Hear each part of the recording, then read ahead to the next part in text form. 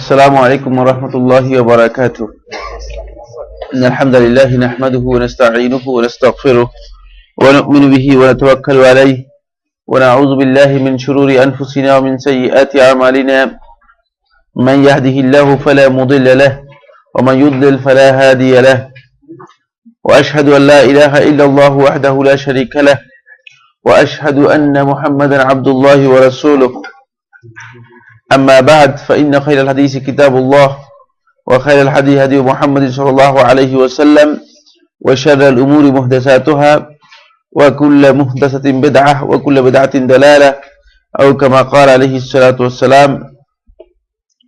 يقول الله عز من قائل في حديث عائشة رضي الله تعالى عنها عندما جاء إليه رهط من أصحاب النبي صلى الله عليه وسلم وسألوا عن عبادته صلى الله عليه وسلم وكأنهم تقالوها فقال لهم رسول الله صلى الله عليه وعلى آله وسلم: لكني أصوم وأفطر وأقوم وأنام وأتزوج النساء وآكل اللحم فمن رغب عن سنتي فليس مني. وعن عائشة رضي الله تعالى عنها قالت قال رسول الله صلى الله عليه وسلم: عليكم من العمل ما تطيقون فإن الله لا يمل حتى تملوا وأحب العمل إلى الله أدومه وإن قل. সম্মানিত উপস্থিতি, সুধী মণ্ডলী, আমরা শুরুতে আল্লাহ সুবহানাহু ওয়া তাআলার শুকরিয়া আদায় করছি। আমরা এই ধরনের একটা দ্বীনি মজলিসে একত্রিত হতে পেরেছি, এই জন্য আল্লাহ তাআলার শুকরিয়া আদায় করি, আলহামদুলিল্লাহ। আমরা যে বিষয়টি আসলে আলোচনা শুরু করেছিলাম সে বিষয়টি ছিল যে ইসলামের নামে সৃষ্ট বিভিন্ন ফিরকা ও দল উপদলের আকীদা বিশ্বাস ও বিভ্রান্তি এই প্রসঙ্গে আমাদের আলোচনা শুরু হয়েছিল। কিন্তু যে সমস্যাটুকু হয়েছে সেটা হলো, এই বিষয়গুলো যখন আমরা আলোচনা করব তখন আমাদেরকে খেয়াল রাখতে হবে যেটি, সেটা হলো আমরা এগুলো এই জন্য আলোচনা করছি যাতে করে এই আকীদা থেকে আমরা নিজেদেরকে রক্ষা করতে পারি। প্রথম কথা হচ্ছে নিজেদেরকে এই সব আকীদা থেকে মুক্ত করার জন্যই মূলত এই বিষয়গুলো আলোচনা। দ্বিতীয় বিষয় হচ্ছে যাতে করে অন্যকে আমরা এই আকীদা থেকে সতর্ক করতে পারি, কারণ এই আকীদায় বিভ্রান্ত হচ্ছে হাজার হাজার মানুষ, যাতে করে আমরা তাদেরকেও এই বিভ্রান্তি থেকে মুক্ত করতে পারি। এজন্য আমাদেরকে এই আকীদা সম্পর্কে না জানলে আমরা বলতে পারবো না।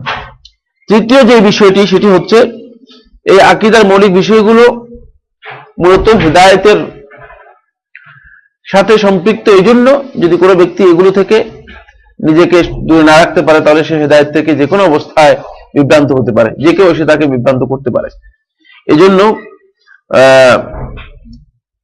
একেবারে ইসলামের শুরু থেকে এই বিভ্রান্তিগুলো নিয়ে উলামায়ে কেরাম আহলুত তাহকিক আলোচনা করেছেন। কেন এই আলোচনা করেছেন? এর কারণ হচ্ছে একটাই, সেটা হলো যাতে করে আকীদা থেকে মানুষকে বিভ্রান্ত থেকে দূর করা যায় এবং নিজের এই বিভ্রান্তি থেকে নিজেকে রক্ষা করতে পারে। এক ভাই অবশ্য একটা নোট দিয়েছেন গত আলোচনার মধ্যে, এই আলোচনা মনে হয় আগে না, তিনি তার দৃষ্টিভঙ্গি পেশ করেছেন, সেটা হচ্ছে যে এই আলোচনাগুলো আমরা জেনে আমাদের কি লাভ। এটা আসলে একটা দৃষ্টিভঙ্গি হতে পারে, কোনো সন্দেহ নেই, আমরা সেই দৃষ্টিভঙ্গিকে মানে সম্মান জানাই, কিন্তু লাভ আছে। লাভ হলো এই আকীদাগুলো যতক্ষণ পর্যন্ত পৃথিবীতে আছে ততক্ষণ পর্যন্ত এগুলো থেকে মানুষদেরকে সতর্ক করতে হলে অবশ্যই এই মৌলিক ধারণাগুলো সম্পর্কে আমাদের জ্ঞান নিতে হবে। সুফিবাদ কি জিনিস আমি জানি না, একজন আইসে বলবে যে মানে শান্তির একমাত্র পথ সুফিবাদ, দেখছেন কিনা? হ্যাঁ, এখন এটা একটা স্লোগান।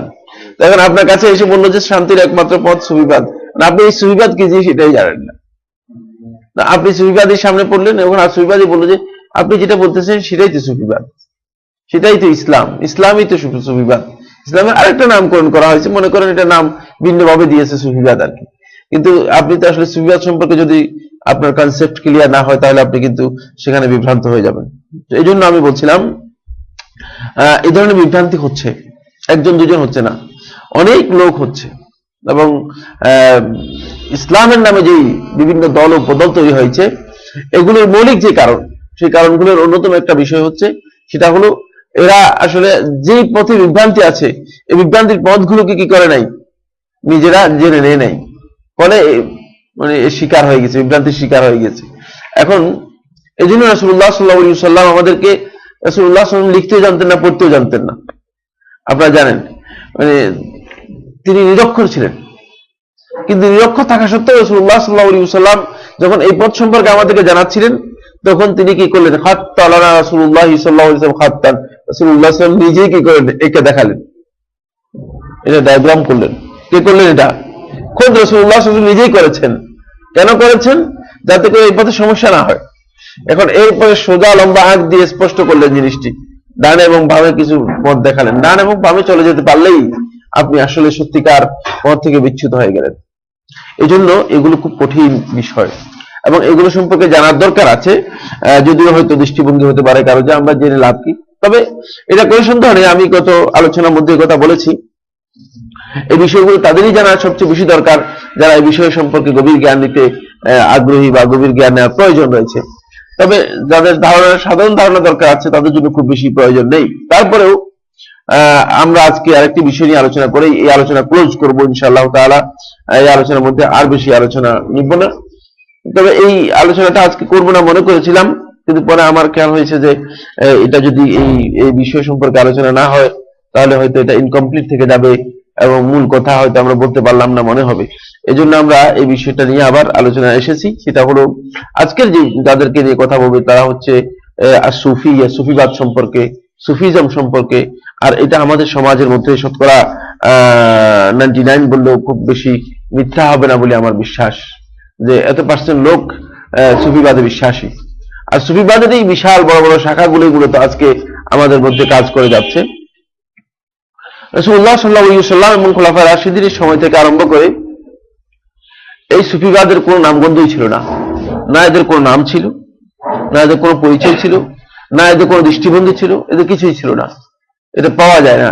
রাসূলুল্লাহ সাল্লাল্লাহু আলাইহি ওয়াসাল্লাম কোনো ব্যক্তিকে সুফিবাদের উপর অথবা তাসাউফের উপর দীক্ষা দিয়েছেন এ ধরনের কোনো ইতিহাস পাওয়া যায় না, বা সাহাবীদের কোনো আমল থেকেও কোনো সাহাবী কাজ করেছেন এ ধরনের কোনো বর্ণনা পাওয়া যায় না। সাহাবীদের পরবর্তী সময় খোলাফায়ে রাশিদিনের যুগেও এই ধরনের কোনো ঘটনা ঘটেছে এ ধরনের কোনো প্রমাণ পাওয়া যায় না। তবে রাসূলুল্লাহ সাল্লাল্লাহু আলাইহি ওয়াসাল্লামের সময় একটা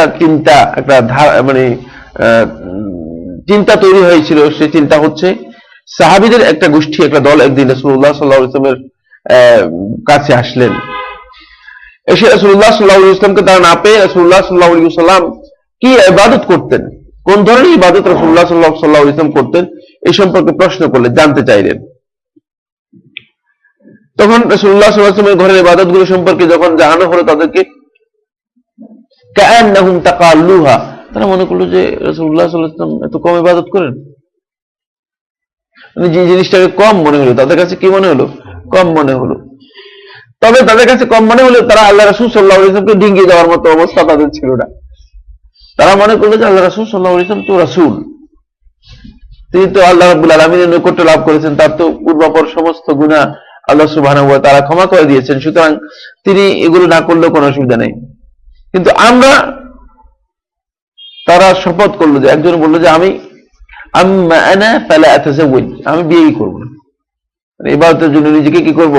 পরিপূর্ণ করে নেব। আরেকবার বললো যে আমি সারা জীবন রোজা রাখবো, ইফতার করব না। আরেকজন বললো যে আমি সারা রাত জেগে কি করব? নফল ইবাদত করব। মানে এই দৃষ্টিভঙ্গি, এটা একটা দৃষ্টিভঙ্গি এজন্য এসেছে তাদের মধ্যে যে তারা মনে করেছে যে যত বেশি ইবাদত করতে পারবে তত বেশি কি রয়েছে? সওয়াব রয়েছে, অথবা তত বেশি মর্যাদা বা গ্রেড রয়েছে। কিন্তু আল্লাহ সুবহানাহু ওয়া তাআলা কোরআনে কারীমে কোথাও ইবাদতের ক্ষেত্রে কাসীরান শব্দ ব্যবহার করেন নাই। ওয়া'বুদুল্লাহা ইবাদাতান কাসীরান, এরকম কোরআনে আয়াত আছে কিনা কোথাও? আপনি জানেন কিনা? কেউ আছে? ওয়া'বুদুল্লাহা ইবাদাতান কাসীরান, যে আল্লাহ তাআলা বেশি বেশি করে ইবাদত করো, কোথাও আল্লাহ তাআলা বলেন। কিন্তু আল্লাহ রাব্বুল আলামিন তার স্মরণের কথা বলেছে, ওয়াজকুরুল্লাহা যিকরান কাসীরান। দেখেছেন, যেখানে কাসরাতের দরকার আছে সেখানে আধিক্যের, যেখানে প্রয়োজন আছে সেখানে কি করেছেন? আধিক্যের কথা বলেছেন। আর যেখানে আধিক্যের কোনো প্রয়োজন নেই সেখানে আল্লাহ রাব্বুল আলামিন ছেড়ে দিয়েছেন, ওয়া'বুদুল্লাহা ওয়া লা তুশরিকু বিহি শাইআ। যখন ইবাদতের নির্দেশ দিচ্ছেন তখন বলছেন ওয়া লা তুশরিকু বিহি শাইআ, আল্লাহর সাথে কাউকে শরীক করতে পারবে না, ইবাদতের জন্য শর্ত করে দিচ্ছেন। বুঝে আসছে? তাহলে বোঝা গিয়েছে ইবাদত অধিকের কোনো দরকার নেই। কিন্তু এই দল সাহাবী এর দৃষ্টিভঙ্গি ছিল যে ইবাদত বেশি করলেই মনে হচ্ছে যেন মর্যাদা লাভ করতে পারবো আমরা বেশি। কিন্তু রাসূলুল্লাহ সাল্লাল্লাহু আলাইহি সাল্লাম সেটাকে মূলোৎপাটিত করে দিয়েছেন। এই ধারণাকে একেবারে স্পষ্ট ভাষায় মূলোৎপাটিত করেছেন। শুধু তাই নয়, বরং এর পরিণতি সম্পর্কে দিক নির্দেশনা করেছেন এই হাদিসের মধ্যে। তিনি বলেছেন যে ওয়ালাকিন্নী আসুমু ওয়া আফতির, আমি রোজাও রাখি, রোজা ভঙ্গও করি। ওয়া আকুমু, আমি সারা রাত জেগে ইবাদত করি। ওয়া আনাম, এবং কিছুক্ষণ ঘুমাই।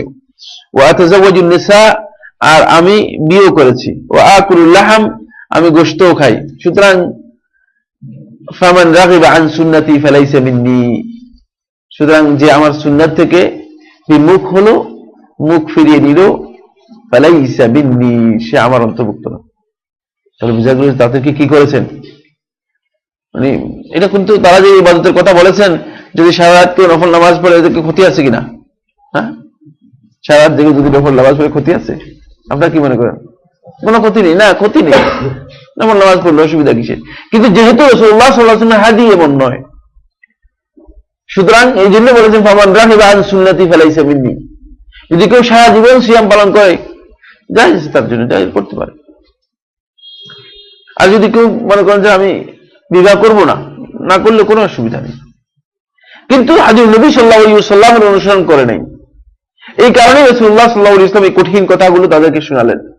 পরে সেখান থেকে সেই যে চিন্তা মাথার মধ্যে এসেছিল, প্রথমে ওই চিন্তাকে কি করলেন, সম্পূর্ণরূপে মূলোৎপাটিত করে দিলেন। সাহাবীদের থেকে আর এই ধরনের কোনো বর্ণনাই পাওয়া যায় না।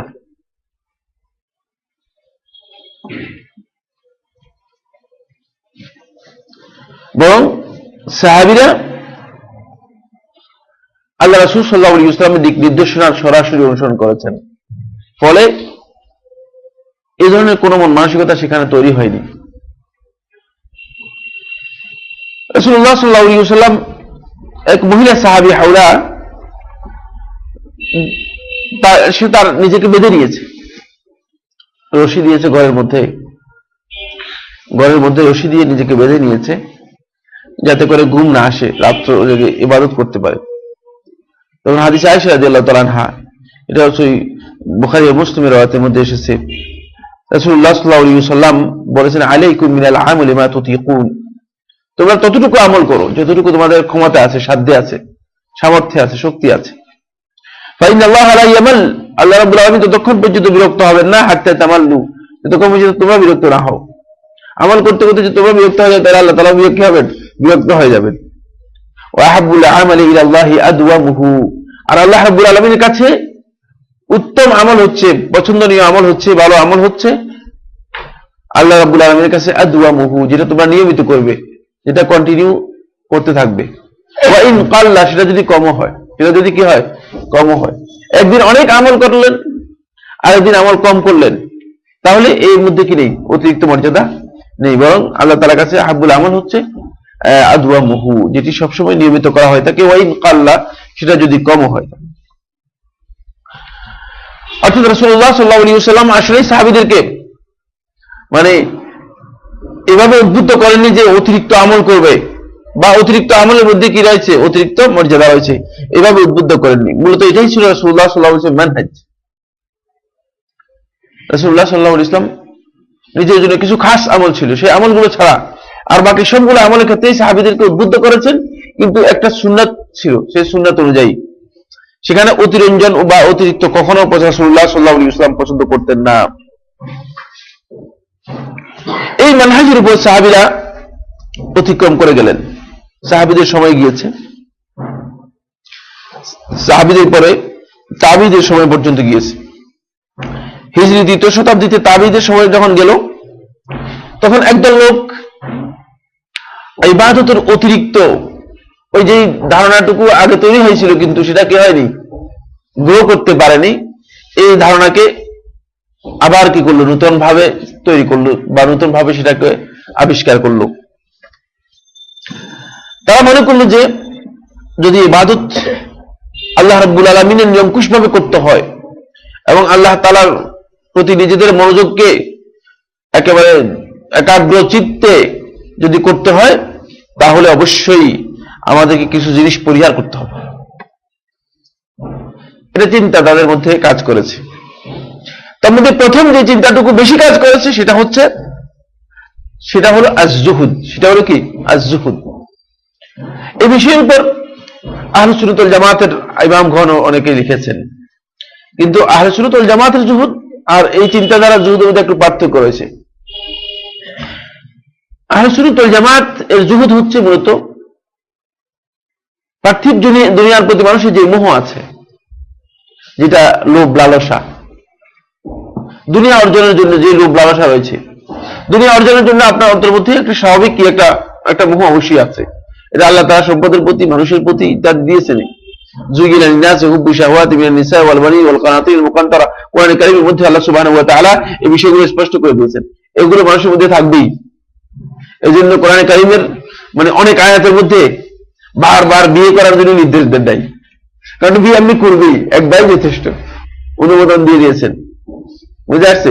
যেগুলো মানুষের তবিয়ত, মানুষের সৃষ্টিগত ভাবি, সৃষ্টিগত শারীরিক চাহিদা, সৃষ্টিগত ভাবে, সেগুলোর জন্য আল্লাহ রাব্বুল আলামিন মানুষদেরকে বারবার উদ্বুদ্ধ করেন নাই। খাওয়ার জন্য বারবার কোরআনের মধ্যে কি করেন নাই?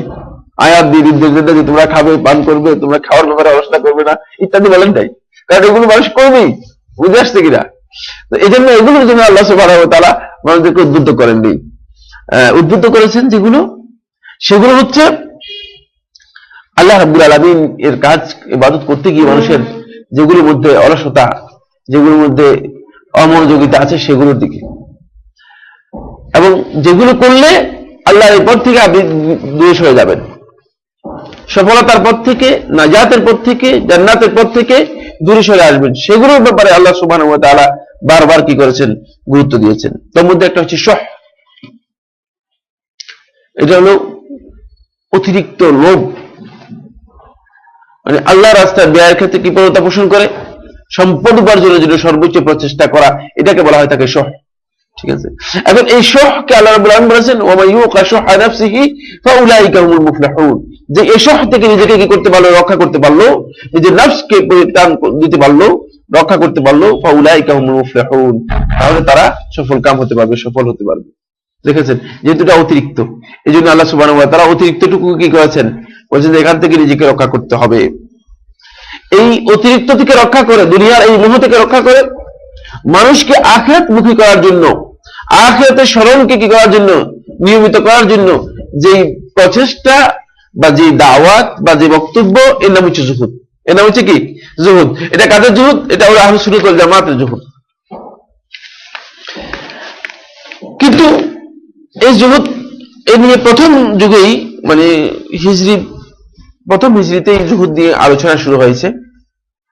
দ্বিতীয় হিজরির একেবারে শুরুতেই এ বিষয় সম্পর্কে লিখনই শুরু হয়েছে। অনেক জুহুদের উপর রাসূলুল্লাহ সাল্লাল্লাহু আলাইহি ওয়াসাল্লাম যে বক্তব্যগুলো আছে সেগুলোকে একসাথ করা হয়েছে। ইমাম আহমদ ইবনে হাম্বল রাহমাতুল্লাহ আলাইহি একটা কিতাব লিখেছেন, কিতাবুজ জুহুদ। এর নাম হচ্ছে কি? কিতাবুজ জুহুদ। আব্দুল্লাহ ইবনে মুবারক রাহমাতুল্লাহ আলাইহি একটা কিতাব লিখেছেন এই বিষয়ের উপরে, সেটার নাম হচ্ছে কিতাবুজ জুহুদ। এই জুহুদের উপর লেখা শুরু হয়েছে।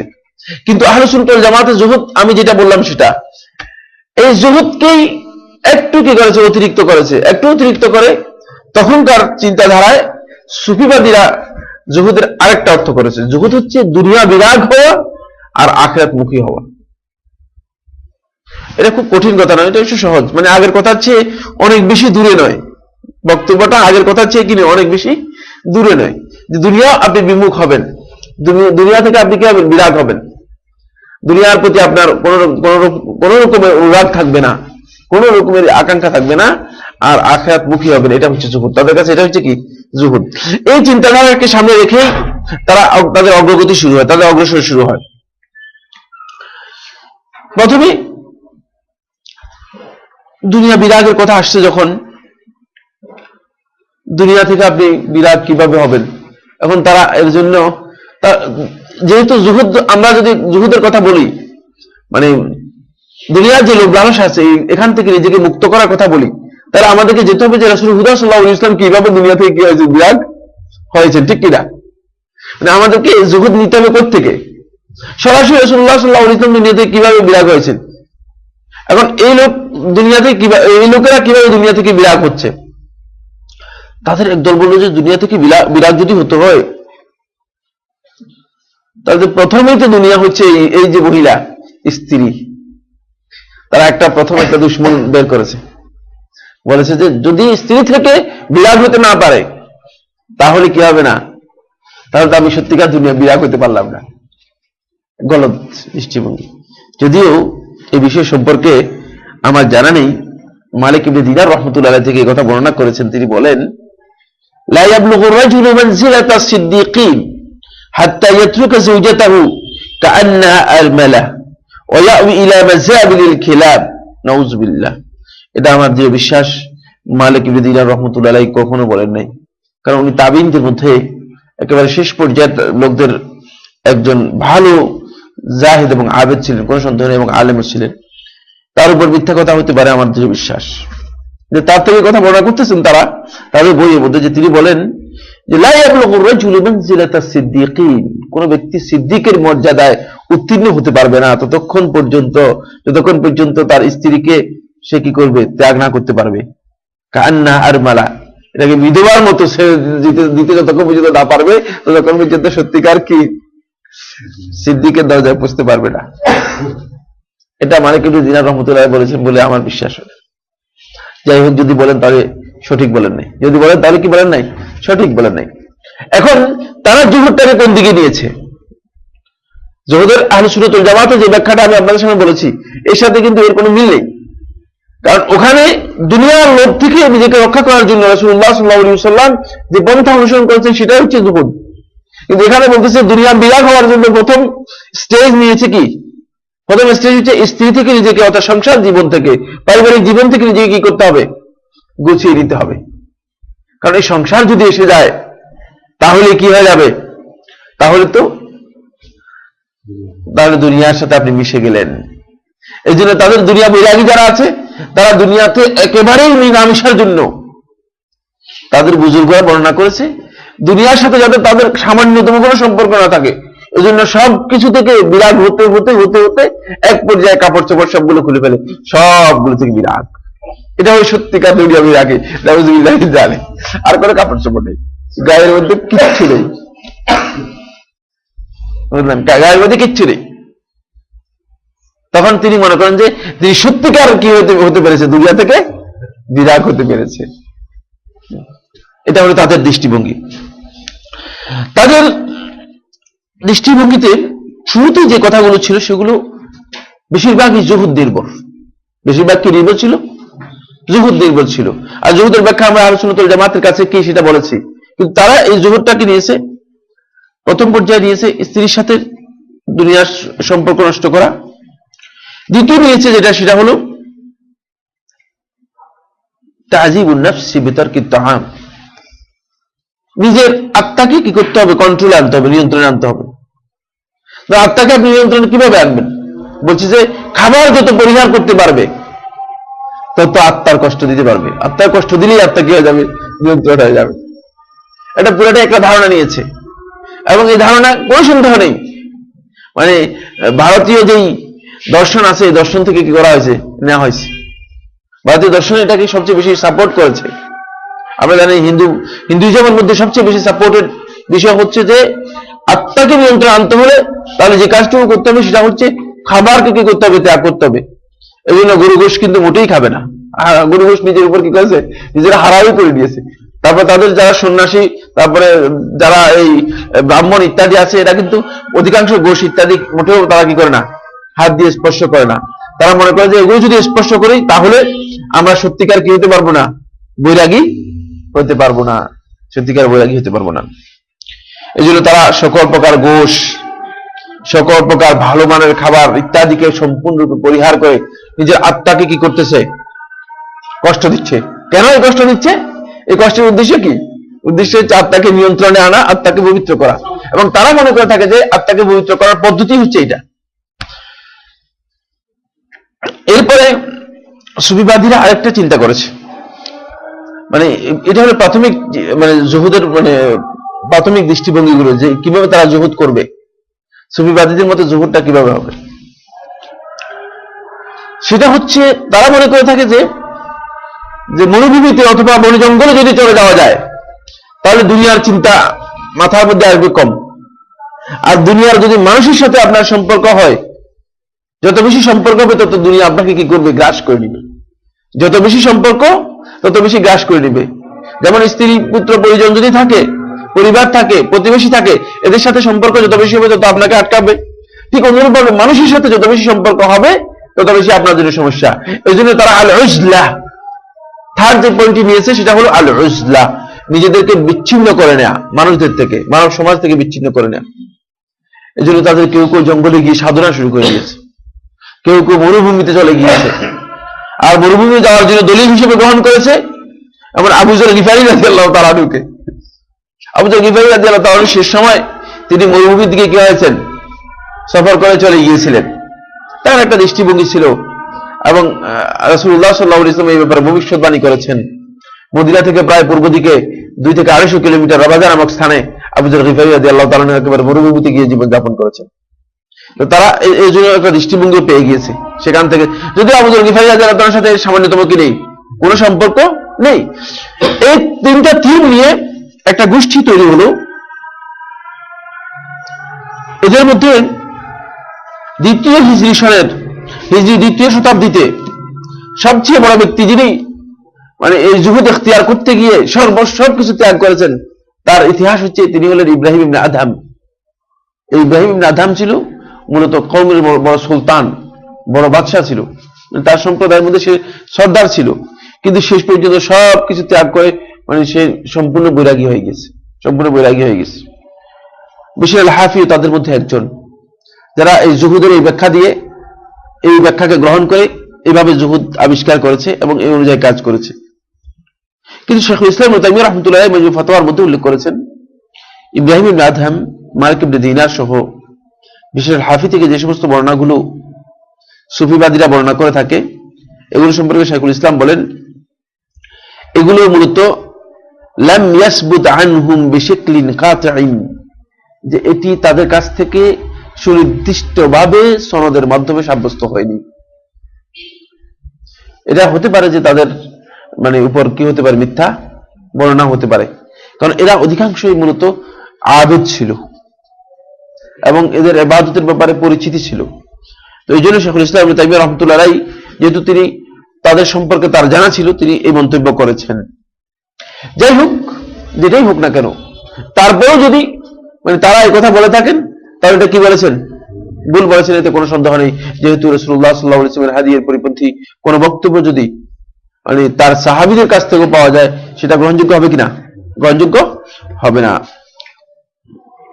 এই দৃষ্টিভঙ্গিকে সামনে রেখে প্রথমে সুফিবাদের উত্থান শুরু হলো।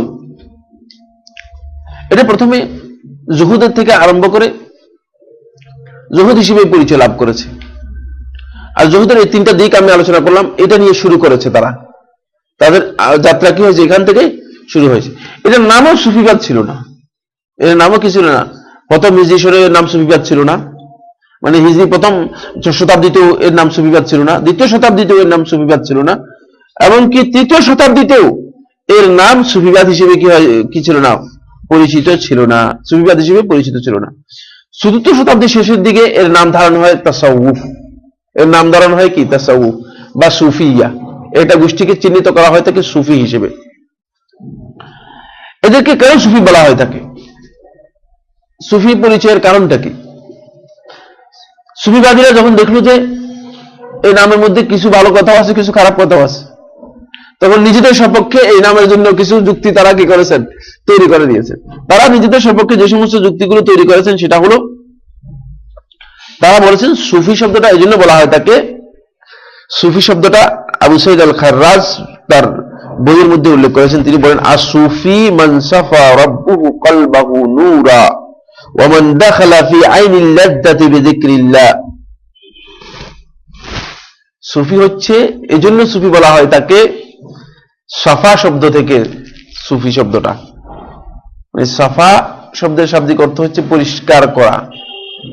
বলতেছে সুফি হলো মান সাফা রাব্বুহু কলবাহু নূরা, যার অন্তরকে তার প্রতিপালক আল্লাহ রাব্বুল আলামিন নূর দিয়ে কি করেছেন, পরিষ্কার করেছেন, সে হচ্ছে সুফি। সাফা শব্দ থেকে এনেছে, কোথা থেকে এনেছে? সাফা শব্দ থেকে এনেছে। এই জন্য তারা বলছে যে সুফিবাদ সুফি কথাটা তাদের কাছে তারা নিজেরা গ্রহণ করেছে। যখন তাদেরকে সুফি বলা হয় থাকে, তারা এটাকে কি করেছে? অস্বীকার করে নাই, বলছে এর মধ্যে ভালো কথা আছে, যেহেতু আমরা বুঝতে পেরেছি যে এটা হচ্ছে মানে আল্লাহ রাব্বুল আলামিন নূর দিয়ে যার অন্তরকে পরিচ্ছন্ন করেছেন, সে হচ্ছে সুফি। আরেক দল বলেছেন সুফি হচ্ছে, তাসাউফ হচ্ছে কি, আবু মুহাম্মদ আল জারিরি তিনি বলেন যে আত-তাসাউফু হুয়া আদ-দুখুলু ফি কুল্লি খুলুকিন সুন্নিয়্যিন ওয়াল খুরুজু মিন কুল্লি খুলুকিন দানিয়্যিন। তাসাউফ হচ্ছে এমন বিষয়, আদ-দুখুলু ফি কুল্লি খুলুকিন সানিয়্যিন, প্রত্যেক উত্তম ভালো চরিত্রের মধ্যে নিজেকে সম্পৃক্ত করা, এটার নাম হচ্ছে তাসাউফ, এটাকে বলা হয় তাসাউফ। আর ওয়াল খুরুজু মিন কুল্লি খুলুকিন দানিয়্যিন, আর প্রত্যেক খারাপ চরিত্র থেকে নিজেকে বের করে নেওয়া, এটাই হচ্ছে তাসাউফ। এজন্য তাসাউফ শব্দটা হচ্ছে আদ-দুখুল, কোনো কিছুর মধ্যে প্রবেশ করা বোঝায়। এজন্য সে বলছে তাসাউফ শব্দটা মূলত গর্হিত নয়, এটা ঠিক আছে। সুফিরা কেউ কেউ আরো ব্যাখ্যা দিয়েছেন এভাবে, যে বলেছেন যে সুফি এই জন্য বলা হয় তাকে, যেহেতু সুফা শব্দ থেকে কি করা হয়েছে, সুফি শব্দের উৎপত্তি ঘটেছে। সুফা, সুফা তো মসজিদ রাসূল সাল্লাল্লাহু আলাইহি ওয়াসাল্লাম, রাসূলুল্লাহ সাল্লাল্লাহু আলাইহি ওয়াসাল্লাম মসজিদের বারান্দাকে বোঝায়। রাসূলুল্লাহ সাল্লাল্লাহু আলাইহি ওয়াসাল্লাম মসজিদের বারান্দা, সুফা হলো বারান্দা, যেখানে বাহিরের অংশটুকু, সেটাকে সুফা বলা হতো। আর এই সুফাতে রাসূলুল্লাহ সাল্লাল্লাহু আলাইহি ওয়াসাল্লামের কিছু সাহাবীরা বসবাস করতেন, যাদের বাড়িঘর ছিল না, যারা মিসকিন সাহাবী ছিলেন, এরা অনেকে কি করতেন, সুফাতে বসবাস করতেন। এদের সংখ্যা বর্ণিত হয়েছে, এদের 70-এর কাছাকাছি সংখ্যা ছিল। এদের মধ্যে আবু হুরায়রা রাদিয়াল্লাহু তাআলা আনহু একজন ছিলেন, যারা এই সুফাতে আহলুস সুফা অথবা আসহাবুস সুফা যাদেরকে বলা হতো, যাদেরকে বলা হতো আসহাবুস সুফা অথবা আহলুস সুফা।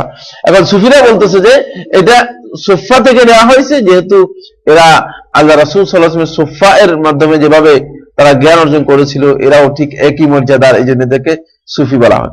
কিন্তু এই কথা পুরোটাই গলত, এই কথা পুরোটাই কি গলত। এই জন্য গলত, যেহেতু সুফা থেকে মানে সুফি হয় না, সুফা থেকে কি হয়, সুফি হয়, সুফা থেকে সুফি হয়, কিন্তু সুফা থেকে সুফি হয় না। সুতরাং এই কথাটা আরবি ভাষায় পুরোপূর্ণ গলত। তাদের আরেকজন বলছেন যে সুফিবাদের এই নামকরণটা হয়েছে আস-সফুল আউয়াল থেকে। এরা সবসময় সফে আউয়ালে, প্রথম সফে কি করতো, নামাজ আদায় করতো, এই জন্য এদের নামকরণ করা হয়েছে সুফি। এটাও গলত, যেহেতু সফুল আউয়াল থেকে সুফি শব্দ আসে না, আরবি ভাষায় এর ব্যবহার হয় না। ইবনে জাওজি আল-বাগদাদি তার কিতাবের মধ্যে তিনি উল্লেখ করেছেন যে সুফিবাদের সম্পর্কে তিনি যখন আলোচনা করেছেন, তখন বলেছেন আন্না সুফিয়্যাতা নিসবাতুন ইলা রাজুলিন ইউকালু লাহু সুফা। সুফিবাদটা সম্পর্কিত করা হয়েছে এক ব্যক্তির দিকে, তার নাম হচ্ছে সুফা, তাকে সুফা বলা হতো। এই লোকটার লকব ছিল সুফা, তার নাম হচ্ছে গৌস ইবনে মুর। গৌস ইবনে মুর জাহিলি যুগের এক লোক ছিল, তাকে সুফা বলা হতো, তার লকব ছিল সুফা। সেখান থেকে এই সুফির দিকে নিসবত করে সুফি বলা হয় তাকে। কিন্তু আমার জানা নেই ইবনে জাওজি রাহমাতুল্লাহ আলাইহি এই দৃষ্টিভঙ্গি কোত্থেকে উল্লেখ করেছেন। অনেক তালাশ করার পরে আমার মনে হয়েছে যেন এটা সঠিক হওয়ার কোনো সম্ভাবনা নেই। বাইরুনি তার কিতাবের মধ্যে তিনি উল্লেখ করেছেন সুফিবাদ সম্পর্কে, তিনি বলেছেন সুফিবাদটা মূলত গ্রহণ করা হয়েছে আন্না সুফিয়্যাতা ইন্নামা হিয়া ইশতিকাকু মিন সুফিয়া। সুফিয়া শব্দ থেকে এসেছে, এটা হলো গ্রিক শব্দ, এটা গ্রিক শব্দ, সুফিয়া শব্দ থেকে এসেছে। ওয়াল্লাতী তা'নিল হিকমা, যার অর্থ হচ্ছে হিকমত, প্রজ্ঞা, জ্ঞান। অবশ্য বাইরুনি অনেক জ্ঞানী লোক ছিল, যদিও বিভ্রান্ত ছিল, যদিও কি ছিল, বিভ্রান্ত ছিল। হতে পারে ইউনানি এই শব্দ সম্পর্কে আমার কোনো জ্ঞান নেই, কিন্তু শুধু বাইরুনির এই কথাটুকু আমার জানা আছে। যদি হয়ে থাকে সুফিরা এখান থেকে নিয়েছে, কারণ বাইরুনি বলতেছে যে তার এই মতটা মানে সাব্যস্ত করার জন্য বাইরুনি বলেছে যে সুফিবাদটা প্রকৃতপক্ষে ইন্নামা হুয়া ওয়ালিদুল ফালসাফাতিল আফলাতুনিয়্যাহ, মূলত সুফিবাদটা হচ্ছে প্লেটোর যেই দর্শন ছিল, এই দর্শনেরই একটা মানে একটা বর্ধিত অংশ। এই কারণে এটা ইউনানি শব্দ, সুফিয়া শব্দ থেকে এসেছে। সুফিয়া শব্দের শাব্দিক অর্থ হচ্ছে হিকমত বা জ্ঞান বা প্রজ্ঞা। মানে আল্লাহ তাআলাই ভালো জানেন, তবে শেখুল ইসলাম ইবনে তাইমিয়া রাহমাতুল্লাহ আলাইহি মাজমুউল ফাতাওয়ার মধ্যে এই কোন পদকেই গ্রহণ করেননি। শেখুল ইসলাম ইবনে তাইমিয়া রাহমাতুল্লাহ আলাইহি বলেন একটি কারণেই মূলত তাদেরকে সুফি বলা হয় থাকে, সেটা হলো অবশ্যই ইবনে খালদুন তার মুকাদ্দিমার মধ্যে ওই কথা উল্লেখ করেছেন, এবং বেশিরভাগ আহলুস সুন্নাত ওয়াল জামাত আলেমগণ এবং আহলুত তাহকিক এটা উল্লেখ করেছেন যে তাদেরকে সুফি এজন্য বলা হয় নিসবাতান ইলা সুফ। সুফ হলো পশম, সুফ হলো কি পশম, মানে তারা মোটা পশমি কাপড় পরতো, মানে এই কাপড়ের পরিচয় দিয়ে তাদের অন্য কোনো পরিচয় দিয়ে, তাদের আখলাকের পরিচয় দিয়ে কি হয় নাই, তাদের নামকরণ করা হয় নাই। নামকরণ করা হয়েছে কি দিয়ে? কাপড়ের পরিচয় দিয়ে, তাদের পোশাকের পরিচয় দিয়ে নামকরণ করা হয়েছে। আমাদের দেশে বর্তমানে দেখেন না, পোশাকের পরিচয় দিয়ে কিন্তু আপনি সব পরিচয় পেয়ে যাবেন। কারো পাগড়ি দেখলে বুঝতে পারবেন এটা কোন দল, কারো টুপি দেখলে বুঝতে পারবেন এটা কোন গোষ্ঠী, ঠিক আছে কিনা, কারো জামা দেখলে বুঝতে পারবেন এরা কোন ফেরকা, মানে এই স্টাইল আপনি বুঝতে পারবেন। সুতরাং এই জন্য শেখুল ইসলাম তাইমি রহমতুল্লাহ বলতেছে এদেরকে তাদের আখলাকের মাধ্যমে পরিচয় দেওয়া হয় নাই, পরিচয় দেওয়া হয়েছে তাদের কাপড়ের মাধ্যমে। যেহেতু তারা এই সুফের কাপড় পরতো, ওইটাই ছিল তাদের মূলত শিআর। আর এই শিআরটা তারা গ্রহণ করেছে কারো কাছ থেকে নয়, এই গ্রহণ করেছে আহলুল কিতাবের যারা রুহবান ছিল, সন্ন্যাসী যারা ছিল, আহলে কিতাব ইহুদি এবং খ্রিস্টানদের যারা সন্ন্যাসী ছিল, এই সন্ন্যাসীদের থেকে কি করেছে, এটা গ্রহণ করেছে। কাদের থেকে গ্রহণ করা হয়েছে? আহলে কিতাবে যারা সন্ন্যাসী আছে তাদের থেকে গ্রহণ করা হয়েছে। আর এদের মাধ্যমে মূলত সর্বপ্রথম সুফিবাদীরা কি হয়েছে, বেশি প্রভাবিত হয়েছে। যেহেতু আল্লাহ সুবহানাহু ওয়া তাআলা কোরআনে কারীমের মধ্যে এদের কথা বলেছেন, রাহবানিয়াতান ইবতাদাউহা মা কাতাবনাহা আলাইহিম, যে এই বৈরাগ্যবাদটা তারা আবিষ্কার করে নিয়েছে, ইবতাদাউহা তারাই আবিষ্কার করে নিয়েছে, মা কাতাবনাহা আলাইহিম তাদের উপর এটাকে আমরা কি করি নাই, বাধ্যতামূলক করি নাই, তারা নিজেরাই নিজেদের উপর বাধ্যতামূলক করে নিয়েছে। ঠিক সুফিবাদী লোকেরাও এটাকে নিজেদের উপর কি করেছে, বাধ্যতামূলক করে নিয়েছে। আমরা সুফিবাদের এই নামটুকু এই জন্য আলোচনা করলাম, সুফিবাদীরা কিন্তু তাদের এই নামটাকে কিন্তু খুব মানে প্রশংসার সাথে এটাকে উচ্চারণ করে, প্রশংসার সাথে এটাকে দাবি করে যে এটা একটা ভালো নাম। এই জন্য মনে করে যে এটা তাদের আখলাকের সাথে পরিচয় দিয়ে, মানে তাদের অন্তরের পরিচ্ছন্নতা, তারপরে তাদের সফে আউয়াল প্রথম সফে নামাজ, তারপর আলে সুফার সাথে সম্পর্ক ইত্যাদি সব কিছু মিলিয়ে একটা বিভ্রাট তৈরি করে মানুষদেরকে বোঝায় আমরা তো সত্যিকার সুফি। এই জন্য সুফি যেহেতু আমাদের একটা মর্যাদা আছে সুফিবাদের মধ্যে, কিন্তু এই শব্দের মধ্যে সত্যিকার কথা হচ্ছে কোন ধরনের কি নেই, মর্যাদা নেই। একটাই মর্যাদা আছে, সেটা হচ্ছে শুধু কাপড়ের মর্যাদা। কিসের মর্যাদা? কাপড়ের মর্যাদা। অর্থাৎ পোশাকের মাধ্যমে তাদেরকে পরিচয় করে দেওয়া হয়েছে যে এরা মূলত এই পোশাকধারী, এদের উদ্দেশ্য হচ্ছে মূলত এরা দুনিয়া বৈরাগী হতে চায়, দুনিয়া বৈরাগী হতে চায়। আসুন, যাই হোক, এই ইসতিলাহ কিন্তু পরবর্তী সময়ে এটা চতুর্থ হিজরির শুরু থেকেই ব্যাপকতা লাভ করেছে, এই নাম ধারণ করেছে। আর সেখান থেকে ফেল হিসেবে তাসাউফ শব্দ ব্যবহার করা হয়েছে। তাসাউফ হচ্ছে সুফিবাদে প্রবেশ করা, সুফিবাদ গ্রহণ করা, এটাকে বলা হয় তাসাউফ। আর তাসাউফ থেকে এক প্রকারের জ্ঞান পরবর্তী সময় বই লেখা হয়েছে, এটার নাম হচ্ছে ইলমুত তাসাউফ। এটার নাম হচ্ছে কি? ইলমুত তাসাউফ, মানে তাসাউফের জ্ঞান, নলেজ অফ তাসাউফ। ইলমুত তাসাউফের উপর বাংলাদেশে একটা বই আছে, এই বইটা মানে বাংলাদেশে ব্যাপকভাবে কি করানো হয়, পড়ানো হয়ে থাকে ইলমুত তাসাউফের উপর। তো এইভাবে ইলমুত তাসাউফের মধ্যে তাদের প্রথম উৎস যেটা, সেটা হচ্ছে আজ-জুহুদ। সেটা হচ্ছে কি? আজ-জুহুদ। আর জুহুদ সম্পর্কে আমি বলেছি যে আহলুস সুন্নাহ ওয়াল জামাত জুহুদের অর্থ কি করেছেন, আর তারা জুহুদ সম্পর্কে কি অর্থ করেছে, এটা আমরা বলেছি। এটাকে সামনে রেখে তারা অগ্রসর হতে শুরু করেছে।